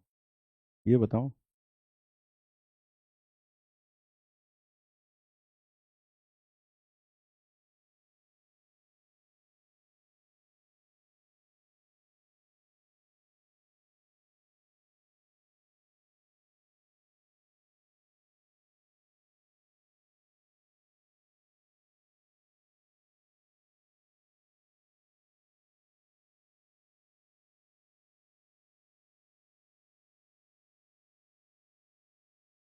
हो गया ये? Great. Should I change this? पूरा पेपर का टोटल है वो? मैथ्स का केवल? हाँ तो ठीक है यार, फिर इतना टेंशन मत लो।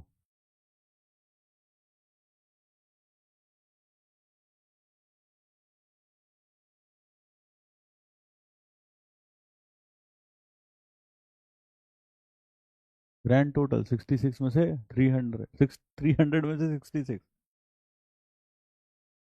बहुत बढ़िया बेटा। अगर ये सिर्फ मैथ्स का तो ठीक है, इतना मत घबराओ, हो जाएगा धीरे धीरे।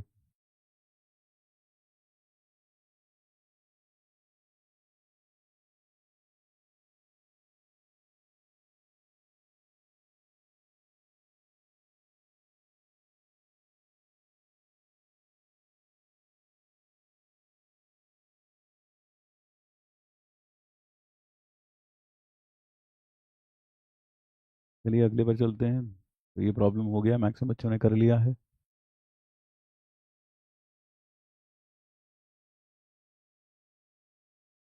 This is the next problem.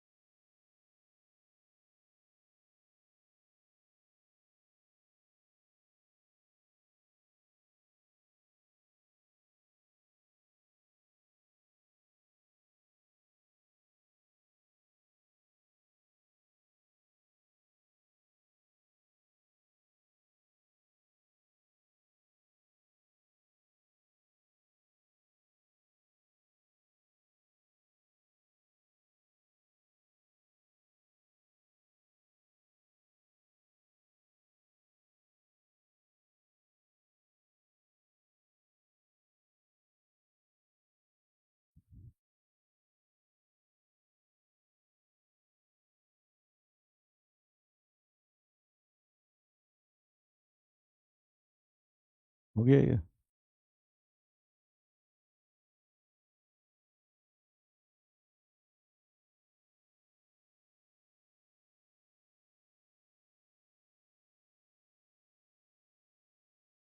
तो should I change it now? Yes, I believe I should. Let me change it. Here is the next problem.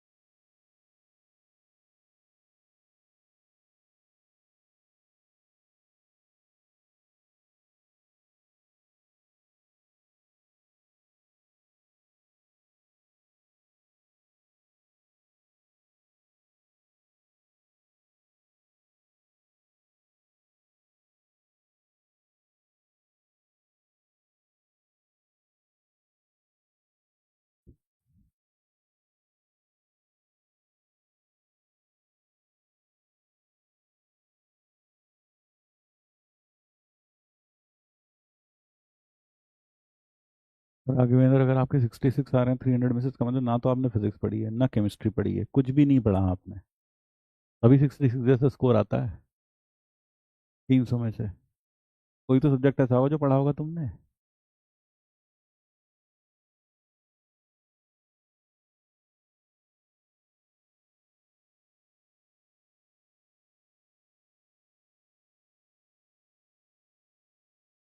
ना ना तो फिजिक्स पढ़ा तुमने ढंग से, ना ना केमिस्ट्री, ना मैथ। फिर अब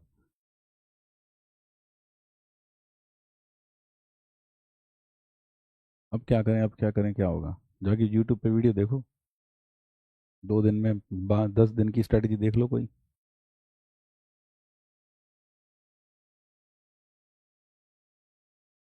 300 में से 300 कैसे लाएं? इतना आसान नहीं होता है भाई, जितना तुम लोगों ने जेई यूट्यूब पे बना रखा है।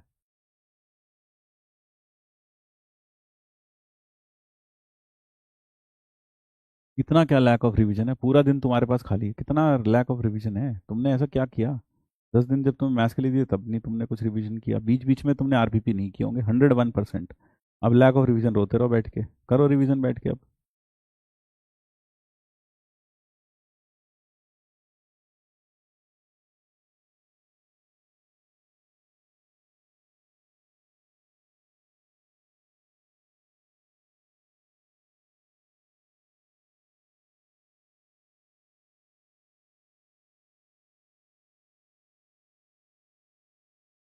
आप डिमोटिवेट क्यों करते हो?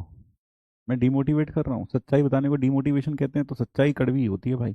अगर तुम झूठ का प्याला पीकर अपने आप को खुश नसीब समझते हो तो झूठ ही सही है तुम्हारे लिए फिर। तुम ये डिजर्व करते हो झूठ बोला जाए तुमसे, गुडी गुडी बोला जाए। इसलिए तुम्हें अपने पापा भी बुरे लगते होंगे, क्योंकि वो भी सच बोलते हैं कई बार।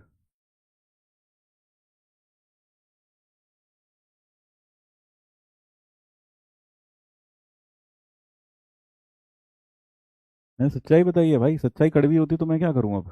या तो मैं झूठ बोलूं? नहीं।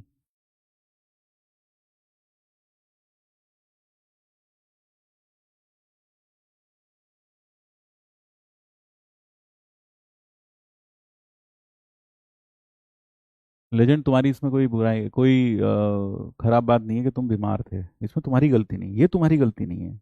ये तो यार लक है, शरीर है, कभी भी बीमार हो सकता है यार। इसमें तुम्हारी गलती नहीं है। गलती कब होती है? जब हम जानबूझकर, जब हमें पता है, हम समझदार हैं, टीचर बता रहा है रोज, फिर भी हम अपने एक अलग ही धुन में, एक अलग ही नशे में चल रहे हैं। हमें लग रहा है चीज़ें आसान है, हम कर लेंगे, हम इस काबिल हैं, और जब आखिरी में आकर चीज़ें सिर पर पड़ती हैं, तब फिर हम राह ढूंढते फिरते हैं, फिर हम शॉर्टकट्स ढूंढते हैं। नहीं भाई, शॉर्टकट्स नहीं होते इतने।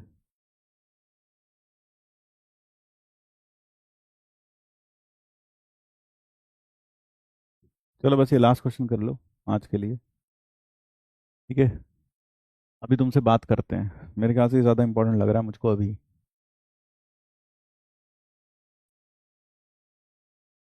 आई think talking to you is more important rather than this.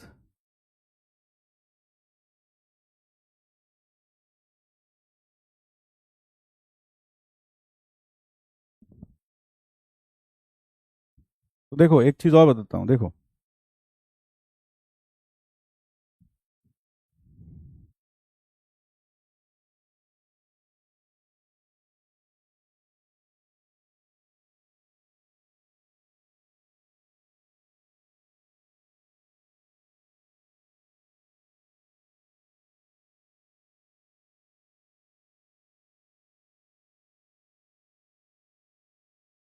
कितने क्वेश्चंस हुए भाई?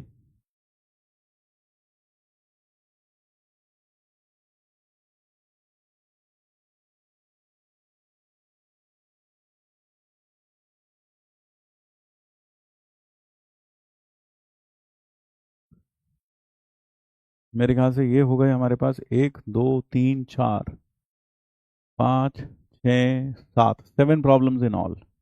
We have done 7 problems today. Let us end it here, let us keep it till here. ठीक है, यही किया ना अभी तक हमने? नहीं, ये भी किया। 7 8 प्रॉब्लम्स हो गए हैं, 8 किए हैं। We have done 8 problems today. तो let us keep it till here. और अब बात करते हैं आपसे, पहले इनके आंसर्स एक बार देख लेते हैं, देन वी टॉक।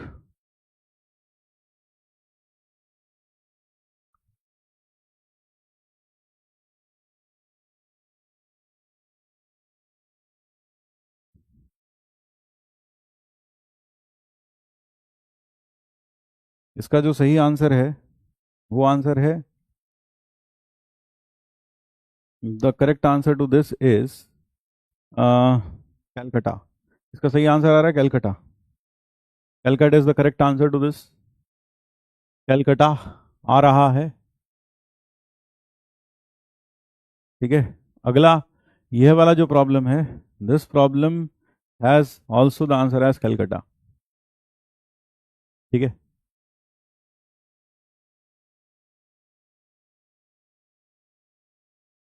फिर जो नेक्स्ट प्रॉब्लम है ये वाला, इसका जो करेक्ट आंसर है, the answer for this is Bombay. इसका आंसर आ रहा है Bombay. The answer to this is Bombay. ठीक है, हाँ इसका आंसर आ रहा है बॉम्बे। ये आ रहा है बॉम्बे आंसर, ये आ रहा है। चलो ठीक, फिर नेक्स्ट ये वाला सवाल तो सबने कर लिया होगा। The answer to this is Calcutta. इसका आंसर है कैलकटा। और नेक्स्ट जो प्रॉब्लम है ये है, इसका आंसर है फिर से कैलकटा। एजीपी है, 2 बार लगाना पड़ता है। एजीपी वाला तरीका, ट्रिक। और ये है D, the answer for this is D. इसका आंसर है डी। फिर नेक्स्ट यहाँ पर ऑर्डर्ड पेयर पूछे थे। यहाँ पर क्या पूछा था, ऑर्डर्ड पेयर पूछे थे, कितने ऑर्डर्ड पेयर्स हैं। तो the answer to this is Bombay. Maximum minima के और नंबर ऑफ ऑर्डर्ड पेयर्स पूछे थे। और यह वाला जो सवाल है, इसका आंसर है Bombay. The answer for this is Bombay. इसका आंसर बॉम्बे है। तो देखो यार, अभी आपके टेस्ट में मार्क्स कम आ रहे हैं, कई लोगों के मार्क्स टेस्ट में कम आ रहे हैं। तो वो क्या करें, पहले तो वजह ढूंढो, टेस्ट में मार्क्स क्यों कम आ रहे हैं। आपको वजह खुद पता होगी अगर आप समझदार बच्चे हो तो। मान लो आपने रिवीजन कम किया, ठीक है, हाँ, मान लो आपने रिवीजन कम किया। 1 मिनट रुको यार जरा।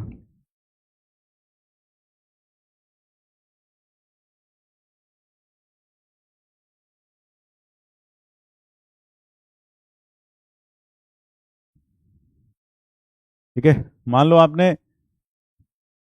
हाँ वजह क्या आ रही है, वजह आ रही है lack of revision, less marks in test,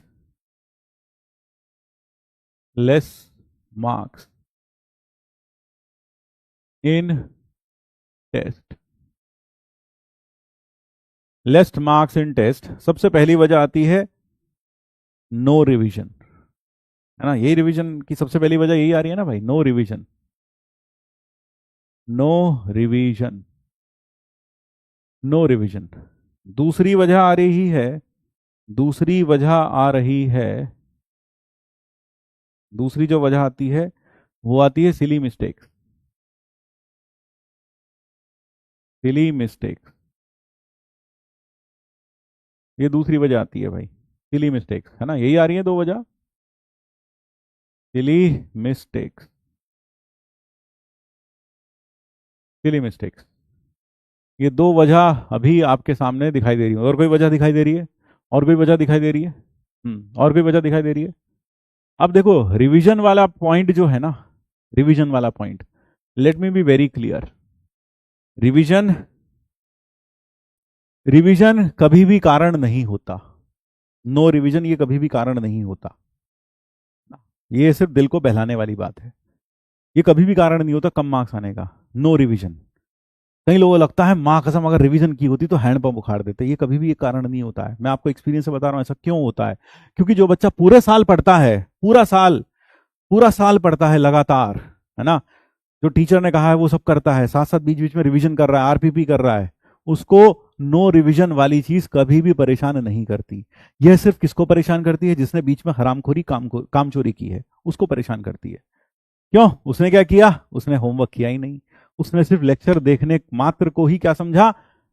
तैयारी समझा। और उसको क्या लगता है, हर सवाल देखा देखा तो लगता है क्योंकि क्लास में कराया है, लेकिन उसने सारे कुछ होमवर्क नहीं किया, जो टीचर ने कहा वो सब नहीं किया, उसने सिर्फ लेक्चर्स देखे बस।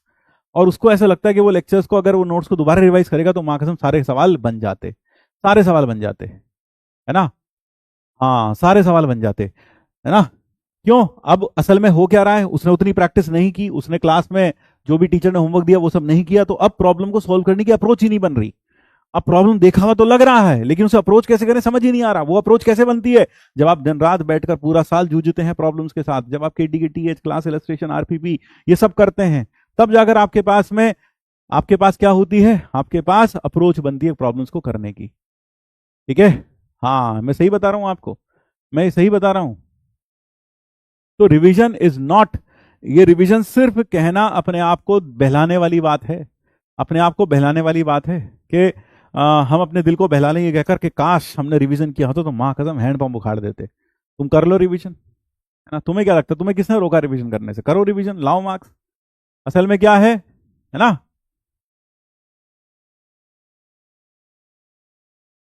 हाँ तो फिर देखो ना सर, लेकिन एक बार चैप्टर चैप्टर देखने के बाद सच में मोस्ट ऑफ द क्वेश्चंस हो जाते हैं। तो आपने क्या किया होगा, आपने अगर ऐसा किया होगा, है ना, अगर आपको, ठीक है, अब क्या है, नो रिवीजन तो बिल्कुल रिवीजन। अगर आपको ऐसा लग रहा है ना कि बिल्कुल रिवीजन नहीं है, उस कारण से मार्क्स नहीं आ रहे, तो I don't think that is the correct reason. ठीक है? लेकिन हाँ, ये जरूर हो सकता है आपके साथ कि आपने क्या किया हो, पूरा साल मेहनत की हो, केटी के की डीएच सब कुछ किया हो, लेकिन अब आप थोड़ा थोड़ा भूल रहे हो। तो आप अगर उसको कहते हो नो रिवीजन, तो आप उसको सही कैसे करोगे? आप क्लास नोट्स या फिर रीड हैंड रिटन नोट्स, जो हैंड रिटन नोट्स आपके पास हैं खुद के लिखे हुए, ज्यादा अच्छा तो यही होगा, नहीं तो जो हमने दिए हैं रीड हैंड रिटन नोट्स, उन सारे नोट्स को पढ़ो। और जितनी भी क्लास इलस्ट्रेशंस हैं, जितने भी हमने क्लास इलस्ट्रेशन, ब्लैंक पीपीटी भी दे दी हमने आपको, कोनिक की भी दे दी, आपको पता है, कोनिक की भी दे दी हमने आपको। ठीक है? कोनिक की भी दे दी आपको, कोनिक की भी ब्लैंक पीपीटीज मैंने आपको दे दी हैं। तो जितने भी हैंड रिटन नोट्स हैं आप उन्हें अच्छे से पढ़िए। और क्लास इलस्ट्रेशंस को, अब देखो क्लास इलस्ट्रेशन बहुत सारी होती हैं, अब समय उतना ज्यादा नहीं है, क्योंकि अगर मैं हर चैप्टर को करने बैठूंगा तो बहुत ज्यादा समय लग जाएगा। तो जो आपको लगता है बहुत ज्यादा वीक है ना, आप उसमें क्या कर सकते हैं, केटी के टीएच को थोड़ा सा रिवाइज, मतलब वो क्लास इलस्ट्रेशन को एक बार दोबारा से देख लें, बस देख रहे हैं, है ना? तो मैं सही बोल रहा हूं आपको कि अगर आप सिर्फ क्लास इलस्ट्रेशन, मैंने हमेशा से बोला है नंबर वन इसमें क्लास इलस्ट्रेशन, अगर आप सिर्फ क्लास इलस्ट्रेशन को ही दोबारा से देख लो, अगर आपको बहुत ज्यादा डर लग रहा है किसी चैप्टर में, है ना, और आप सिर्फ क्लास इलस्ट्रेशंस को ही बहुत अच्छे से देख लो दोबारा से, है ना, मैं तो कहता हूं रीड कर लो, कुछ मत करो, रीड कर लो। पहला लेक्चर देखा, पहला सवाल, अच्छा ये सवाल है, इसको कैसे सॉल्व कर रखा है, ये इसके बाद ये आ गया, ठीक है हो गया। अगला सवाल, रफ कॉपी भी साथ में रखो, ये इसके बाद सर ने ये कैसे लिख दिया, फिर थोड़ा पेन चलाया, अच्छा हाँ समझ में आ गया। इस तरह से करोगे तो हो जाएगा, समय लगेगा लेकिन जो आपका चैप्टर वीक है वो अच्छा हो जाएगा। हाँ, एक बार पूरा शॉर्ट नोट्स देखने में पूरा 6 घंटा लग जाता है, ऐसा कौन सा शॉर्ट नोट देख रहे हो तुम जो 6 घंटा लग रहा है शॉर्ट नोट देखने में, सिर्फ शॉर्ट नोट्स देखने में, शॉर्ट नोट्स देखने में 6 घंटा लग रहा है भाई को, 6 घंटा।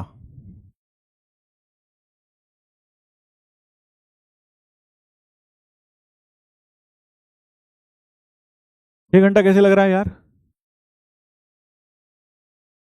6 घंटा शॉर्ट नोट्स देखने में, 6 घंटा शॉर्ट नोट्स में, बस शॉर्ट नोट्स बनाए, रामचरितमानस लिख दिया तूने पूरा उसके अंदर, है भाई? अब ये देखो,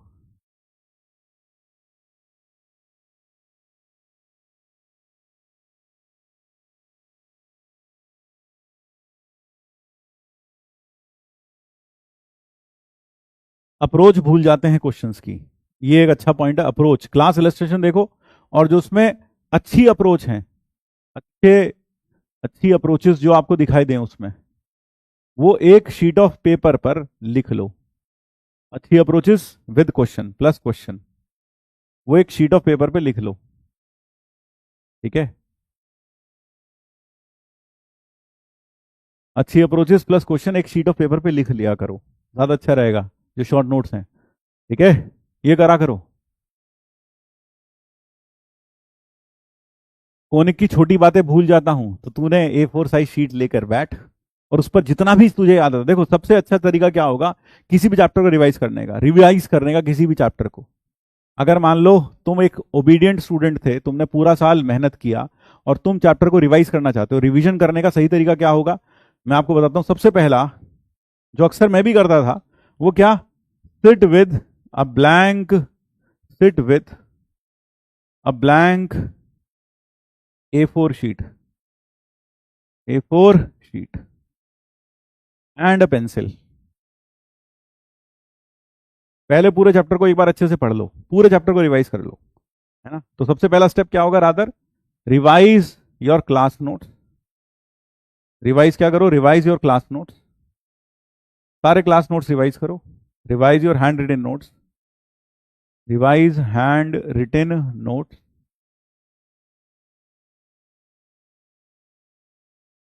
है ना। और plus class illustrations, plus class illustrations. और जैसा मैंने बताया वैसा करना है, ऐसा नहीं कि एक एक सवाल को सॉल्व करने बैठो, बस पढ़ते चलो। ठीक है, और फिर एक ब्लैंक शीट और पेंसिल के साथ बैठो, और फिर क्या करो, right what ever you remember, right all important points and formula, उस शीट पर लिख डालो। काम खत्म, हो गया चैप्टर रिवाइज। बस इतना ही करना है, इतना ही करना है। ठीक है, अगर आप फुल नोट्स वाला कॉपी, आपके पास फुल नोट्स हैं, उसको देखकर रिवाइज करो, कोई दिक्कत नहीं, बहुत बढ़िया है, ऑफलाइन में बच्चे ऐसे ही करते हैं। अब जो सिली मिस्टेक्स हैं, सिली मिस्टेक्स, ठीक है, एक प्रॉब्लम हो सकती है सिली मिस्टेक्स की, सिली मिस्टेक्स की। ठीक है, सॉल्यूशन देख के ही पढ़ लो, सॉल्यूशन देख के ही कर लो, और देखो कि कैसे किया है। नहीं तो हमने आपको एक ब्लैंक पीपीटी भी दे रखी है ना। हाँ, ब्लैंक पीपीटी, मैं तो कहता हूँ देखो, जैसे तुमने सारे के सारे इलस्ट्रेशंस देख लिए, सब सॉल्व कर लिए, एक बार ब्लैंक पीपीटी खोल लो, पहला सवाल ऐसे हो जाएगा, दूसरा सवाल ऐसे हो जाएगा। अब इसे रट्टा नहीं कहते, आपने पहला बार देख लिया, खत्म, एक अप्रोच दिमाग में कैद हुई। हाँ, अब पहला सवाल ये ऐसे हो जाएगा, दूसरा सवाल ऐसे हो जाएगा, तीसरा ऐसे हो जाएगा, जहां अटकोगे वो एक बार देख लो, ब्लैंक पीपीटी से इस यूज के ले लो। ठीक है, हाँ, अपने आप का टेस्ट लो कभी भी, अपने आप का टेस्ट लो कभी भी। कैसे लो, अपने आप को टेस्ट करते रहो ना यार, सिर्फ टेस्ट के माध्यम से टेस्ट नहीं होता अपने आप को। कभी बैठो, एक ब्लैंक पीपीटी उठा ली, चलो यार मुझे लगता है कि पैराबोला मैंने अच्छे से पढ़ लिया, रिवाइज कर लिया, चलो ब्लैंक पीपीटी उठाते हैं। मैंने क्लास इलस्ट्रेशन देख ली सब, चलो ब्लैंक पीपीटी उठाते हैं। अच्छा, लेक्चर 4 का ये देखते हैं, लेक्चर 4 का पहला सवाल देखते हैं यार, ये हो जाएगा, ये ऐसे हो जाएगा, आंसर निकाल के देख लो, टैली कर लो।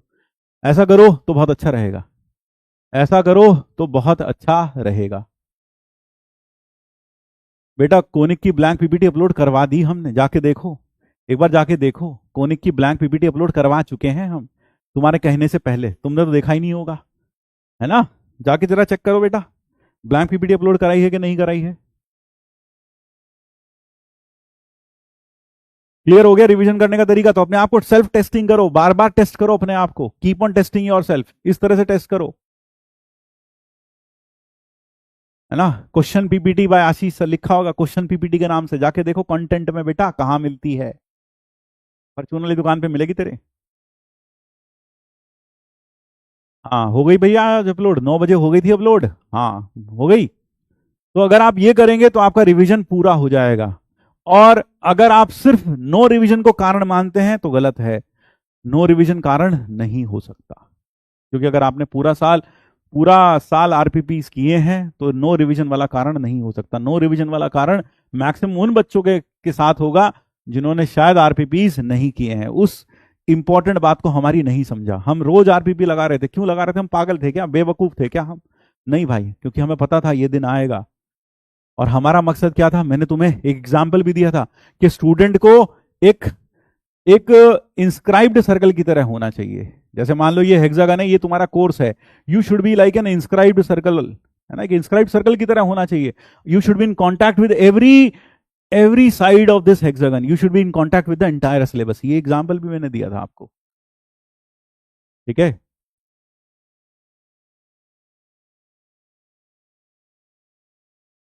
ये कह रहा है कि चैप्टर को रिवाइज करने में, मैंने कहा ना आपको चैप्टर को रिवाइज करने का मतलब बस ये कर लो, बस ये कर लो, चैप्टर रिवाइज। गारंटी दे रहा हूं यही चैप्टर रिवीजन है, इसके अलावा कुछ और करने की जरूरत नहीं है।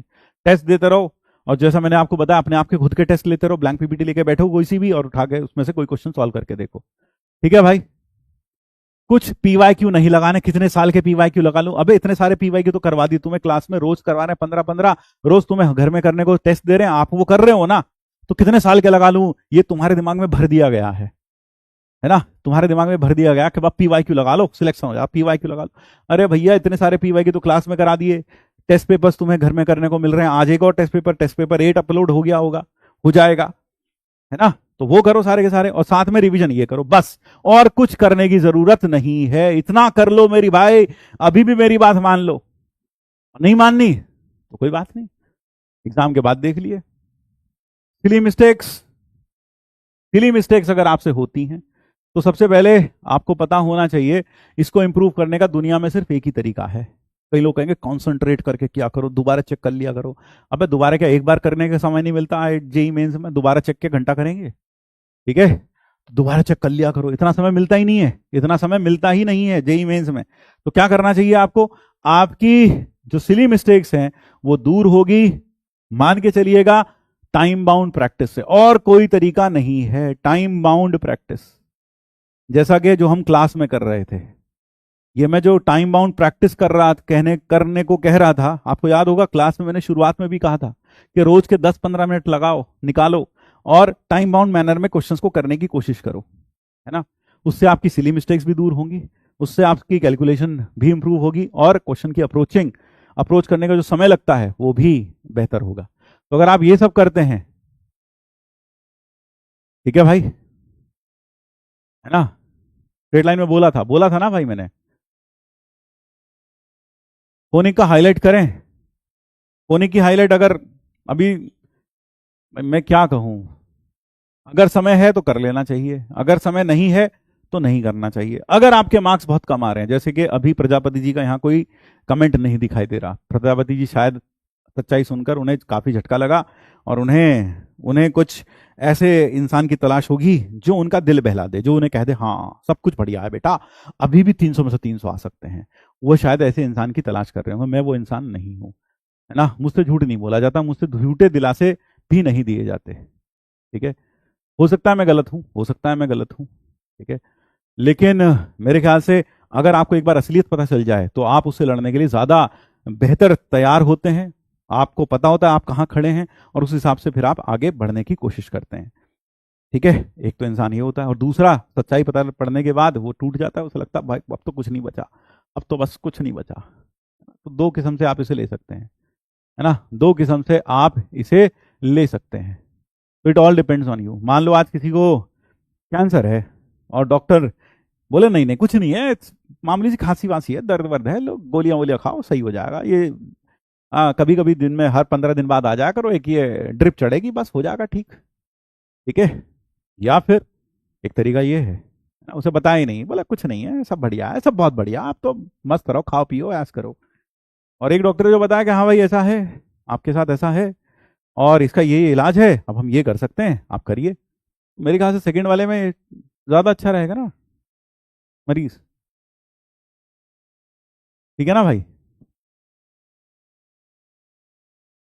तो बेटा दिलासा चाहिए तो दिलासा तो हम नहीं देंगे, हम तो आपको सच्चाई बताएंगे और यह बता सकते हैं अब क्या करो। मान लो किसी के मार्क्स बहुत कम आ रहे हैं, बहुत ज्यादा कम आ रहे हैं, बहुत ज्यादा कम आ रहे हैं, 50 आ रहे हैं, 300 में से 60 आ रहे हैं, 300 में से, तो इसका मतलब क्या है, let me tell you straight in the face, इसका मतलब तुमने पढ़ाई नहीं करी है भाई, पूरा साल तुमने पढ़ाई नहीं की है, और पढ़ाई की है तो पता नहीं एक सूडो पढ़ाई की है तुमने, लेट मी टेल यू, आपने की एक सूडो पढ़ाई, सूडो, जहां इंसान को लगता तो है बहुत सारा उसने पढ़ाई की है लेकिन घंटा कुछ नहीं किया होता उसने, ठीक है।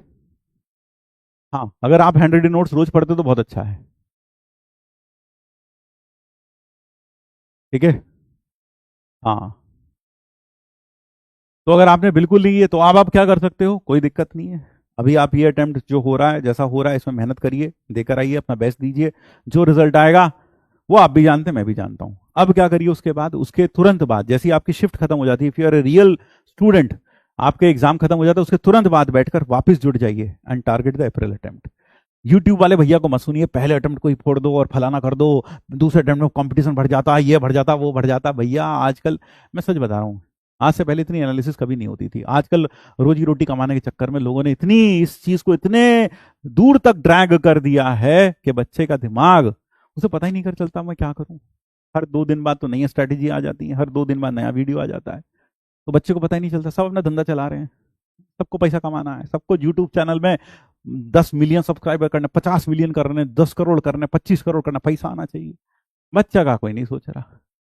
तो भाई मैं सिर्फ इतना ही कहूंगा, इतना ही कहूंगा कि आप क्या करें, कोई बात नहीं, आपका पहला अटेम्प्ट बिगड़ गया तो आपको समझ में आ रहा है लैक ऑफ रिवीजन है या लैक ऑफ दिस है, तब भी आपके पास 2-3 महीने का समय है, उसमें सुधार लो, उसमें सुधार लो। लेकिन दिक्कत क्या होती है, बच्चे उसमें भी नहीं सुधारते। क्यों? क्योंकि भैया जो डीएनए में हमारे घुस जाती है ना, काम चोरी, आलस, लापरवाही, वो इतनी जल्दी जाती नहीं है, वो इतनी जल्दी जाती नहीं है। और कई बच्चों का चला जाता है और दे प्रोड्यूस मिरेक्युलर रिजल्ट्स। तो ये आपके ऊपर है, ये आपके ऊपर है। हाँ तो बिल्कुल सही है, कोई दिक्कत नहीं है, आप रोज पढ़ लो 2 घंटा, सही है, हैंड रिटन नोट्स।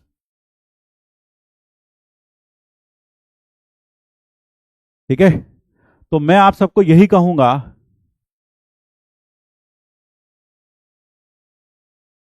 कोनिक में टेंजेंट और नॉर्मल रहने दो, टेंजेंट कर लो, नॉर्मल चाहे रहने दो ना, नॉर्मल चाहे रहने दो। अमन और बताओ भाई। तो आई एम सॉरी कि अगर आपको मेरी बात कड़वी लगी हो, डिस्करेजिंग लगी हो, I am sorry for that. लेकिन सच्चाई अगर मैं नहीं बताऊंगा तो कौन बताएगा तुम्हें सच्चाई, है ना? और मैंने तुम्हें सच्चाई बता दी कि यार ऐसा है, तो कोई बात नहीं, अभी भी हमारे पास रास्ता है। रास्ता क्या है? अप्रैल में अगला अटेम्प्ट होगा, अभी भी 3 महीने तुम्हारे पास है, आप उस अटेम्प्ट को टारगेट करो और जो कमियां रह गई अभी सुधार कर लो इसको अभी से। ठीक है, लेकिन दिक्कत क्या होती है, ये कमियां इतनी आसानी से सुधरती नहीं है। क्यों नहीं सुधरती हैं, मैंने आपको बता दिया, क्योंकि वो हमारी नेचर में घुसी होती है, लापरवाही, है ना, काम चोरी, वो सब हमारी नेचर में होती है, वो इतनी जल्दी से चेंज नहीं होती। ठीक है, हाँ।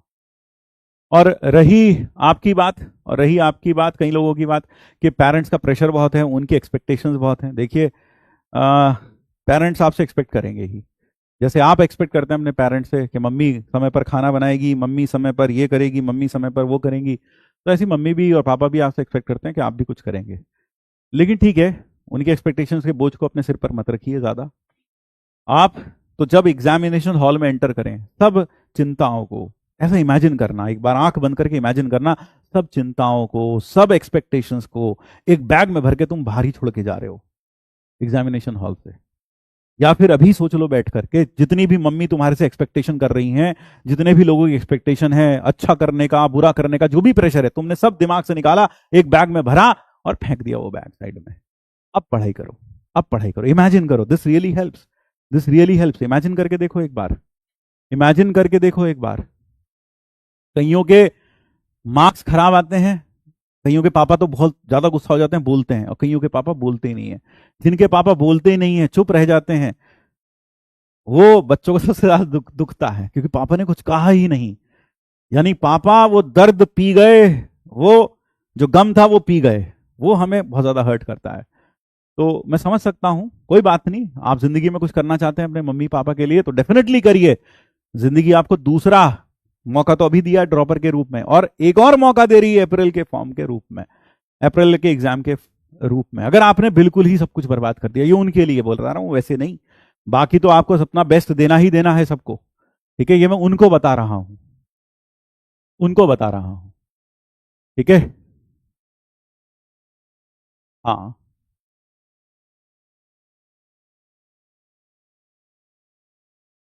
वो थोड़ा सा ज्यादा,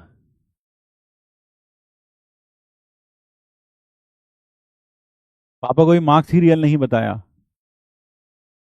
तो इसलिए उनकी एक्सपेक्टेशन और भी ज्यादा होंगी तुमसे। मार्क्स बताओ ना यार, रियल जो आ रहे हैं उनको बताओ। और कभी ऐसा लगे तो बोलो, पापा अब आप ही का बेटा हूं, आप ही की बेटी हूं, क्या करूं, मैं तो मेहनत कर रहा हूं, आप देख रहे हो दिन रात कर रहा हूं। अगर अभी नहीं हो पा रहा, कोई बात नहीं, मैं करूंगा, मैं कोशिश करूंगा, है ना, क्योंकि मैं अपने लाइफ के प्रति सीरियस हूं। अच्छा कर ही लूंगा अपनी लाइफ को 101%। Have faith in your self, अपने आप में फेथ रखो फिर, कि तुम कुछ ना कुछ अच्छा तो कर ही लोगे अपनी जिंदगी के साथ, क्योंकि तुम सीरियस हो, तुम मेहनती हो, तुम्हें मेहनत करना आ गया है। आज नहीं तो कल तुम कुछ ना कुछ मेहनत करके और अच्छा कर लोगे। ठीक है।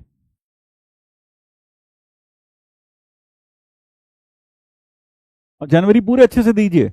ये बात जो मैंने कही अप्रैल अटेम्प्ट को टारगेट करने वाली, ये सिर्फ उन्हीं बच्चों के लिए है जो बहुत ज्यादा मायूस हैं, जिनको लग रहा है अब कुछ नहीं हो सकता, जिनको ऐसा लग रहा है कि मेरे टेस्ट में तो मार्क्स आ ही नहीं रहे हैं, 50-60 मार्क्स हैं तो मैं क्या करूं। कोई बात नहीं, मायूस मत हो। आप अभी जेएनए वाला अटेम्प्ट देकर आए, अपना बेस्ट देकर आए जो दे सकते हैं, और फिर आपकी जो कमियां रह गई, आपको पता है आपकी क्या कमियां रह गई हैं। कोई कह रहा मेरी रिवीजन की कमी रह गई, कोई कह रहा मेरी क्वेश्चन प्रैक्टिस की कमी रह गई, कोई कह रहा मेरी ये कमी रह गई, कैलकुलेशन एरर हो रहा है, कोई कह रहा ये हो रहा है। तो यार 3 महीने तेरे पास, दुनिया एक कर देना, दिन रात एक कर देना, और करना उस कमी को दूर, करना उस कमी को दूर।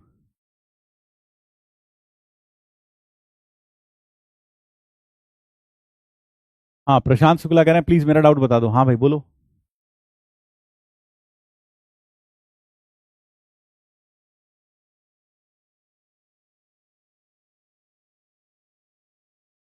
तो मैंने आप सबको बच्चों को बताया, जिसको भी डर लग रहा है, कभी भी डर लगे एग्जाम से पहले, तो आप हमेशा ये करिएगा, इमेजिन करिएगा एक एक बैग, उसमें आपने अपनी खोपड़ी से जितने भी डर थे, जितने भी एक्सपेक्टेशन, सब निकाल कर रखे और बैग फेंक दिया, खत्म।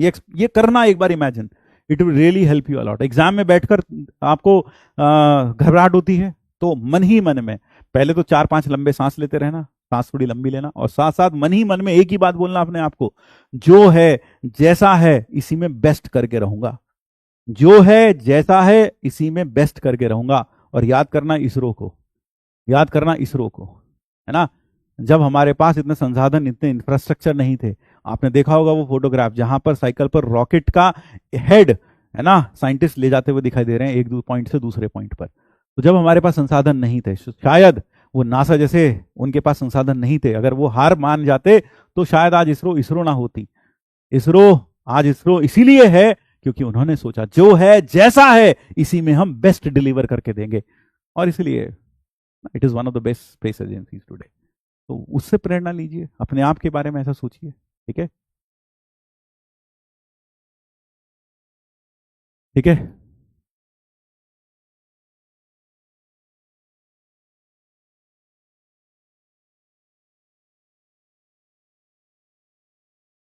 तो 3 आवर्स टेस्ट के लिए बैठा नहीं जाता, क्यों बेटा? ऐसी क्या समस्या है जो तुमसे 3 घंटे बैठा नहीं जाता?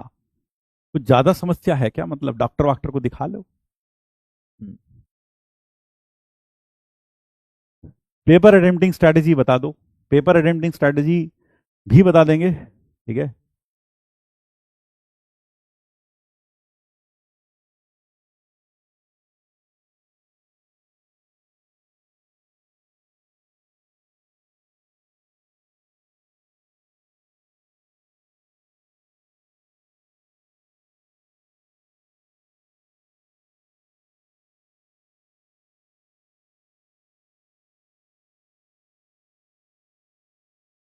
ठीक,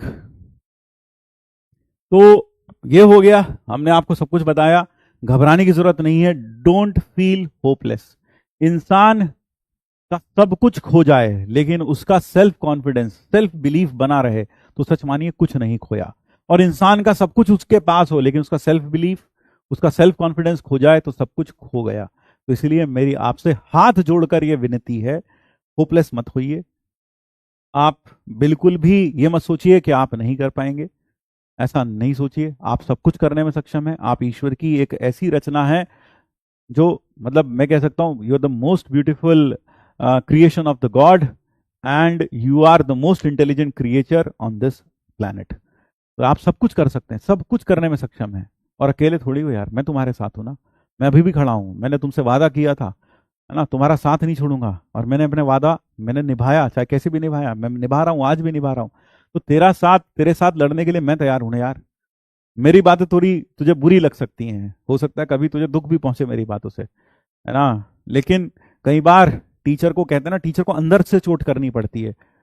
टीचर एक कुम्हार की तरह होता है और तुम एक कच्ची मिट्टी की तरह होते हो, तुम में से एक खूबसूरत सा बर्तन बनाना हमारा फर्ज होता है, और उसके लिए कई बार हमें अंदर चोट करनी पड़ती है, ताकि वह घड़ा अपनी वह शेप ले सके जिसको जिसका वो जिसको वो पाना चाहता है। तो इसलिए कभी कभी हमें कड़वा भी बोलना पड़ता है, तो उस मामले में हमें समझ जाइएगा, ठीक है, बस इतना ही कहेंगे। ठीक है भाई। और भाई बदल ले अपनी जिंदगी यार, सही बता रहा हूँ यार, ऐसे जीने में कोई मतलब नहीं है यार। बदल ले यार। हर बार अपनी ख्वाहिशों का खून करके, हर बार अपनी तमन्नाओं को मार के नहीं जीना, ऐसे नहीं जीना है ना। बदल ले अपनी जिंदगी, बदलेगी सिर्फ और सिर्फ पढ़ाई से, है ना। क्योंकि मैं मतलब पढ़ाई अभी जो हम कर सकते हैं सबसे अच्छा वही करें ना, पढ़ाई कर सकते हैं तो पढ़ाई करें।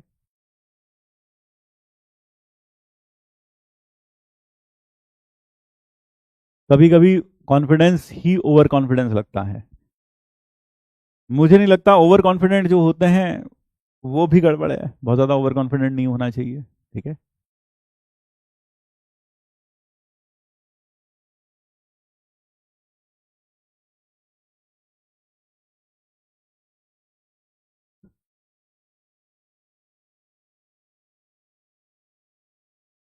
ये कह रहा सर इसी खुशी में सेवेंथ एट्थ क्वेश्चन बता दीजिए। बेटा इसी खुशी में तुम सेवेंथ एट्थ क्वेश्चन खुद कर लो, ये वाला सवाल नहीं हो रहा तुझसे। अगर तू इसे दोनों साइड डिफरेंशिएट करेगा, बेटा लल्लू, नाम के आगे इंजीनियर लिख लिया भाई ने अभी सही। Cos square x into f of cos x, upper limit in the function वो तो जीरो आ जाएगा, lower limit in the function minus lower limit in the function into lower limit का डेरिवेटिव, कॉस एक्स का derivative minus sine x is equal to, इधर derivative three sine square x plus, नहीं minus cos x into cos x minus sine x. यही आएगा यार, यही आएगा कुछ। पूरे में से एक साइन एक्स उड़ा दो, क्योंकि एक्स जीरो से पाई बाई टू के बीच में, कोई दिक्कत नहीं है उड़ाने में। तो ये आ गया आपके पास f cos square x, f cos x into cos x. इसको डिवाइड कर दो चाहो तो अगर कॉस स्क्वायर एक्स से डिवाइड कर दो तो एफ ऑफ कॉस एक्स क्या आ जाएगा, एफ ऑफ कॉस एक्स आ जाएगा three sec X minus sec square X. जरा चेक करो यार, यही आ जाएगा भाई। ठीक है। हाँ समझ रहा है, कूल बनना हो। हाँ कोई बात नहीं बेटा, कोई बात नहीं, ऐसे बहुत सारे यूपी बिहार वाले होते हैं ना, ये ज्यादातर ऐसे ही होते हैं। इनको लगता है हर चीज रुपया पैसा है, और हर भावनाओं से कुछ नहीं है ना, वो कुछ। कोई बात नहीं बेटा, कोई बात नहीं, तेरा माइंडसेट मैं समझ सकता हूँ। Tan X two sec X into tan X, ये आ जाएगा। ये आ गया एफ डैश। अब साइन एक्स से फिर डिवाइड कर दो, तो F dash of cos X is equal to, sine X से डिवाइड किया थ्री सेक स्क्वायर एक्स आ गया, ये थ्री सेक स्क्वायर एक्स, जरा देख लो, थ्री सेक स्क्वायर एक्स आ जाएगा, ये थ्री सेक स्क्वायर एक्स आ जाएगा। क्योंकि कॉस साइन एक्स से मल्टीप्लाई किया, साइन साइन एक्स से डिवाइड किया तो साइन एक्स कट गया, वन अपॉन कॉस एक्स, तो सेक स्क्वायर एक्स। और माइनस टू, यहां पर साइन एक्स से डिवाइड किया, टू सेक क्यूब एक्स। जरा एक बार देखना यार, यही आ रहा है कुछ या अलग आ रहा है। अब इस पूरे को कॉस एक्स से मल्टीप्लाई कर दो, F dash cos x into cos X, और ये हो जाएगा two sec square X minus three sec X, ऐसा आ जाएगा। जरा देखना यार। ठीक है। सेकेंड लाइन में थ्री tan एक्स होगा शायद राइट में, जरा देखना यार एक बार। एक साइन एक्स कट गया, थ्री tan एक्स आएगा, सही कह रहा है यार तू, क्योंकि एक साइन एक्स तो बचा था ना, कॉस स्क्वायर एक्स से थ्री tan एक्स आएगा, थ्री tan एक्स आएगा। तो थ्री tan एक्स आ गया, तो ये हो जाएगा three sec square X, three sec square X, check कर लेना भाई अच्छे से। और फिर हमने जब इसे साइन एक्स से डिवाइड किया तो ये तो सेक क्यूब एक्स हो गया, और ये क्या हो गया, ये बन गया three sec square X upon sine X, upon sine X, वो तो ठीक है। और पूरे को कॉस एक्स से मल्टीप्लाई कर दिया, तो टू सेक स्क्वायर एक्स और three sec x upon sine x. अब हम क्या करते हैं, कॉस एक्स को पुट कर देते हैं वन बाय रूट थ्री, तो साइन एक्स कितना हो जाएगा, हो जाएगा root two by root three, क्योंकि जीरो से पाई बाई टू में चर्चा चल रही है सारी की सारी। तो ये हो गया वन बाय, मैंने क्यों मल्टीप्लाई किया कॉस एक्स से, मेरे ख्याल से आप समझ गए होंगे, ताकि मैं कॉस एक्स को कितना रख दूं, वन बाई थ्री, तो F of one by root three into one by root three is equal to 2 into 3, 2 into 3, 2 into 3, और साथ में माइनस 3√3, 3√3 अपॉन √2/√3। तो ये आ गया 6 minus 9 upon √2, 6 minus 9 upon √2, that is the answer. ठीक है भाई। अब देखो यहां एक सवाल ये था भाई, इलिप्स वाला कहाँ गया वो, इसमें लोगों को दिक्कत आ रही, कहाँ गया। पहला जो सवाल था ये क्या है, सर्कल है, ये क्या है, इलिप्स है। इलिप्स की जो फोकस है वो क्या है, फोका है। एक तो हो गया 0 0, एक हो गया 4,0, और 2a बराबर है 6 के, a बराबर है 3 के, तो सेंटर क्या आ जाएगा, तो सेंटर आ जाएगा 2,0, 2,0 आएगा सेंटर, जरा देखो। तो x माइनस 2 का स्क्वायर, y का स्क्वायर अपॉन a स्क्वायर 9, और यहां पर अगर देखें 2ae, 2ae कितना है, 2ae है 4, दोनों फोकस के बीच की दूरी, और ये हो गया e बराबर 4/6, 2/3, तो 4/9 e square, 1 minus b square upon 9, तो 5/9 बी स्क्वायर 5 आ गया शायद, तो अपॉन 5 इज इक्वल टू 1। ये हो गई सेकेंड कर्व। और पहली कर्व क्या है, पहली कर्व है सर्कल, x माइनस 4 का स्क्वायर प्लस y माइनस 3 का square is equal to 1, is equal to 2 का स्क्वायर। अब अगर आप इसके बाद इनके नंबर ऑफ इंटरसेक्शन नहीं निकाल सकते तो फिर अब मैं क्या कहूं। ठीक है भाई, अब तो कर लोगे आगे, अब तो कर लोगे। अब क्या हो गया, ये सर्कल बन गया 4,3 पर, 4,3 इस इलिप्स का एक्सटर्नल पॉइंट है, 4,3 इस इलिप्स का एक्सटर्नल पॉइंट है, 4,3 is external point of this ellipse. तो उसका फोकस था 0,0 पर, और सेंटर है 2,0 पर, सेंटर है 2,0 पर, और जो 4,3 है वो यहां कहीं है बाहर। ये कितना होगा सर, ये था 2, और इसका सर ये होगा कितना, ए है 3, तो ये 3, ये हो गया 5, 5,0, 4,3 यहाँ कहीं होगा, और वह जो सर्कल बनेगा वो सर्कल कुछ ऐसे बन जाएगा, इसको 2 पॉइंट्स पर कट करेगा, वो इसका एक्सटर्नल पॉइंट है, that is the external point 4,3, ऐसा आएगा, वो से 2 पॉइंट पे कट करेगा। ठीक है, हाँ ये हो जाएगा। अब कॉम्प्लेक्स सॉल्यूशन वाला खुद करो यार, उसमें क्या हो गया यार भाई, सारा मुझसे ही करवा लोगे तो। यहां लिखा है if the system of equations this and this have more than one solution, यहां है 4 iota x plus 1 plus iota y, 1 plus iota into y बराबर 0, और ये है 8 6 पाई/3, 2 पाई/3 एक्स, और प्लस ए का कॉन्जुगेट इंटू वाई बराबर 0, 0 है ये, 0 इक्वल टू 0 है।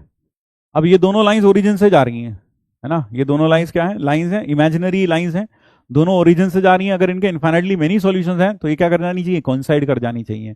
तो 4 आयोटा अपॉन 8 6 2 पाई/3 should be equal to 1 plus iota upon a bar. Solve कर लो यार, खत्म, आ जाएगा आंसर। ठीक है, A1/A2 is equal to B1/B2 बचपन में पढ़ा था भाई, दो लाइंस के लिए, वो लगा दो, नहीं तो डिटर्मिनेंट 0 कर दो, वो भी कर सकते हो क्रेमर्स रूल से, दिस अपॉन वो determinant this this this this is equal to 0, बात वही है, एक ही चीज आएगी। ठीक है भाई, चलिए धन्यवाद, टाटा एंड बाय बाय। आज मैंने आपकी काफी हद तक जो समस्याएं थी, मेरे ख्याल से मैंने उनका समाधान दिया होगा कहीं ना कहीं। ठीक है, and we will keep this class till 15। तो आज 10 तारीख है, 11, कल क्लास होगी 15 तक रखेंगे, 15 के बाद I will leave you so that you can revise, you can analyze, and you can self improve. Thank you. Jai Shri Krishna. Radhe Radhe. Thank you.